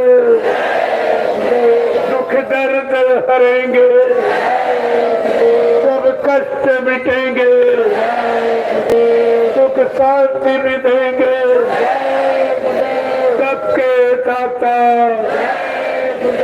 सबके मालिक, प्रेम से बोले। ये नाम नहीं इंसान का, ये काम नहीं इंसान का, प्रेमियों इंसानों के बस का नहीं है। वही है संतराज भारत माँ। अब बताए बची है ना, बाबा देव गुरुदेव की वाणी सब दिखाई पड़ी है। ये आपको सब दिखाई पड़ेगी, आप चिंता मत करिए। थोड़ा इंतजार और करिए। बगैर इंतजारी का कोई इतिहास नहीं और सबने इंतजारी की। भगवान राम ने जब त्रेता का इतिहास बनाना हुआ 14 वर्ष इंतजार। कहाँ की? जंगल, अयोध्या में नहीं, गद्दी पर बैठ के नहीं। कहाँ किया? जंगल। ये आप समझ, पहले सारा समझ नहीं। इंतजारी जंगल। जिसने परिवर्तन की आवाज लगाई या जो परिवर्तन करने आया उसको घर बार अपना छोड़ा। भगवान राम को अयोध्या नगरी छोड़ी, राजपाट सब छोड़ा। भगवान के चुको मथुरा नगरी छोड़ी। आज बाबा जी ने विश्व परिवर्तन की आवाज लगाई, इसलिए प्रेमियों उनको भी अपना मथुरा सब छोड़ना ही पड़ा। ये है परिवर्तन की निशानी और कहानी, आपको ध्यान में रखना चाहिए। जब ध्यान में रखोगे सब समझ में आ जाएगा ये लीला क्यों हुई, क्या आवश्यकता, क्या जरूरत थी। अरे कोई बताता नहीं, बाबा जी तो पहले बता दी, लेकिन आप उस समय नामदानी नहीं, आपको पता नहीं कि बाबा जी ने पहले क्या बताया, क्या भविष्यवाणियां की। पहले कहा था बच्चा आगे ऐसी नाजुक स्थिति बना के खड़ी कर दूंगा, फिर कुछ दिनों के लिए मैं तुम्हारे से दूर चला जाऊंगा, तुम हमें पहचान नहीं पाओगे। मैं समय पर आकर अपने समस्त वादों की जानकारी कराऊंगा और पूरा करके दिखाऊंगा, लेकिन तुम मेरा इंतजार भजन करके करते रहना। और किसी ने इंतजारी एक मिनट नहीं, कोई इधर भग गया, कोई उधर भग गया, कोई आपने तो एक मिनट में इंतजारी। कहाँ अपने गुरु आदेश माना तो लाभ कैसे मिलेगा।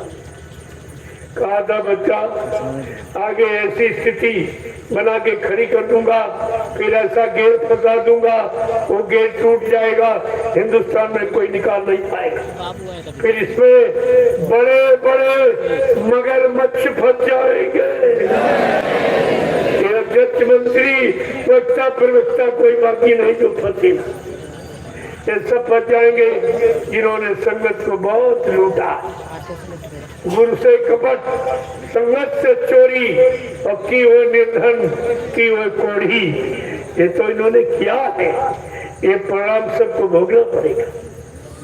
बड़े साफ शब्दों में आपसे कहा, और रोज मैं तो याद करा दूंगा कि आप इसको समझ लीजिए। जिन्होंने किया वो तो अपने आप को आगे आने वाले समय में बाबा जी गुरुदेव जी महाराज का शिष्य नहीं कहला सकेंगे, उन्होंने शिष्य बनने का अधिकार भी खो दिया। इनके पास बचा ही क्या, और आपको ये सब समझना चाहिए। जय गुरुदेव। वो कलाम समय से आइए, कल सत्संग शुरू हो जाएगा और आपको जानकारी मिल जाएगी सत्संग किसे कहते, क्यों सुनाया जा रहा है, इसकी कलयुग में आज क्या जरूरत, मानव इंसान को क्या आवश्यकता, वो सब आपको बता दिया जाता। कल से सत्संग अच्छा रहेगा। कल आपकी सुनाया था वो भी हो गई, समझ लिया आपने कि हमारा मुख्य लक्ष्य शाकाहारी बनने बनाने का। मीडिया पत्रकार ने कई बार पूछा क्या लोग शाकाहारी बन जाएंगे, हमने बन जाए नहीं, बन गए। मैंने लाखों को शाकाहारी बना दिया, तो बनने बनाने की बात करता हूँ। तू स्वयं नहीं है, इसीलिए तुझे विश्वास नहीं, चुपचाप बन गया, चला गया। कुछ बैठे रहे, उन्होंने पूछा कि महाराज आगे सरकार कौन आएगी। उन्हें भाई तो सरकार का तो नामो निशान मिटने जा रहा, क्योंकि इतने सरकारें आई और किसी ने तो काम किया नहीं। जब किसी ने काम ही नहीं किया, उस सरकार नाम को बदनाम कर दिया, तो फिर सरकार से क्या। ये तो व्यवस्था बदलने जा रही है, अब ये व्यवस्था बदलने, तो उनकी समझ में ये दूरदर्शी विचार कहाँ से आएगा, और चुपचाप उठे कहते पता नहीं ये क्या सोचे। हाँ, हमारी बात तुम्हारी सुनिए, कि दुनियावी सांसारिक बुद्धि से अगर समझना चाहते हो अध्यात्म को, तो तुम कभी नहीं सोचो। जय गुरुदेव। अब आप लोग लाइन से खड़े हो जाओ, मैं एक एक प्रेमी का दर्शन करूंगा, एक एक को प्रणाम करूंगा, और ये महाप्रसाद जो तुम्हारी बीमारी महामारी कष्टों को दूर करने के लिए नैमिषारण्य से लेके आया, इसे आप लोग रोज ले। ये लाइचेदार सिर्फ ये लड्डू वड्डू प्रसाद नहीं है, वो तो अच्छे बच्चों के लिए, तुम्हारे अलमान जलपान के लिए दे देता हूँ। प्रसाद तो इसलिए अगर सालों रखे रहो ऐसे नहीं, और लड्डू चार दिन में खराब हो जाएगा। ये असली प्रसाद, और ये सबको दिया सब, इसमें कोई किसी तरह का भेदभाव नहीं। और तुम इस बात को समझ नहीं पाते, तुम लड्डू में झगड़ा कर रहे हो। अरे भाई तुम्हारा प्रसाद तो ये, और तुम दुनियादारों के लिए देखा नहीं कल कितना बांटा गया, कितना ये दुनियादारों के लिए। और आपको इसीलिए दे दिया जाता कि चलो नाश्ते में कोई देर होगी तो आप नाश्ता कर लोगे, बाकी प्रसाद की इसको संभाल के रखिए आप। रुपये पैसे सोने चांदी हीरे जवाहरात से भी इस राज्यदाने की कीमत है, इसको संभाल के रखिए। अगर चूहा ले गया तो उसका काम हो जाएगा, तुम्हारा नहीं होगा। ये प्रसाद तो प्रसादी, ये तमाम तिथियों का प्रसाद अलग अलग और लाभ उसका अलग अलग। इसलिए किसी तिथि का प्रसाद लेना मत भूलिए। जय गुरुदेव। अब आप शांति के साथ कोई शोर शराबा नहीं। जब कोई अच्छी चीज ली जाती है तो प्रेम और शांति के साथ आप ले लीजिए, आपके लिए।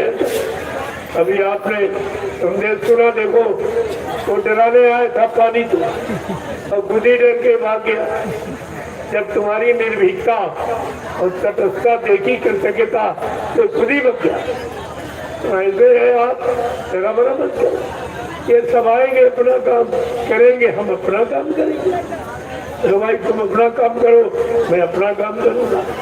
और इनका तो 4 महीने है, हमारा तो 12 महीने काम होगा। ये तो 4 महीने बता क्यों बेचारे कर पाएंगे, इनके पास टाइम काम, हम तो 12 महीने करते। इतने आप अभी तो अपना काम करेगा, हम अपना। अगर वो नहीं बंद करेगा तो मैं नहीं बंद करूँगा। मैं तो उसके काम में बाधा डालता नहीं। अगर वो डालता है तो उसको पछताना पड़ेगा, वो पछताएगा, क्योंकि हम हटेंगे नहीं, हम बाधा नहीं छोड़ेंगे। तो ये बात को सब तो ये पानी पानी आंधी तूफान, अरे इनसे क्या देना। ये अपना काम नहीं बंद करे तो अपना काम सच्चा क्यों बंद करे? अच्छा सच्चा काम इनके दर्शन क्यों बंद किया?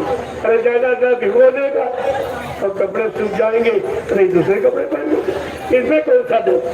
लेकिन तुम्हारे अंदर हिम्मत नहीं है, मन में तुम्हारी कच्चाई है, मन में कमी है, यानी मतलब इसीलिए आप कहीं छतरी ले आए हो, कहीं कुछ कहते अरे भीगने दो। भीगेंगे हम सब लोग, वर्षा हो रही प्रेम, ये बरसात प्रेम की है, इसमें भीगो। अगर भीग जाओगे तुम्हारे तमाम कर्मों का मैल धुल जाएगा। ये कितना बड़ा काम कितने सस्ते तरीके से हो रहा। लेकिन आप जब समझते नहीं हो तभी शंका संदेह में चली जाती और आप से तब तक आप झंडे की परिक्रमा करो। ये भी कोई नहीं करवा सकता हिंदुस्तान में, ये काम कोई नहीं। तो हमारी लोग नकल भी नहीं करते, पहले खुद इनकी, लेकिन अब क्योंकि उनकी बस की बात थी। नकल के लिए अकल की जरूरत, जब वो अकल है नहीं तो नकल तुम कैसे करोगे? अब ये नकल इस शोभा यात्रा की कोई नहीं। प्रसाद वितरण तो कोई प्रसाद बना ही नहीं सकता, तो वितरण क्या करेगा? बांटना प्रसाद नहीं है, प्रसाद बनाया जाता है और श्रद्धा सेवा से भेंट किया जाता है।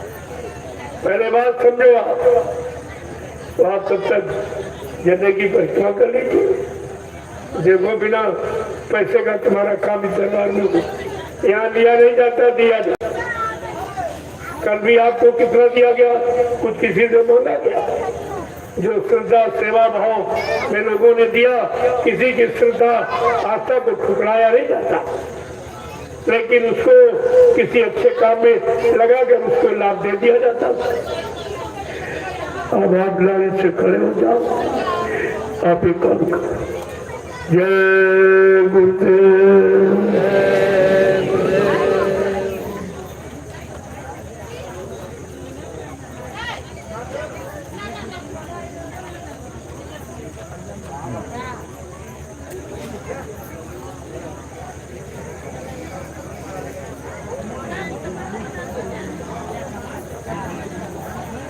लगने लगी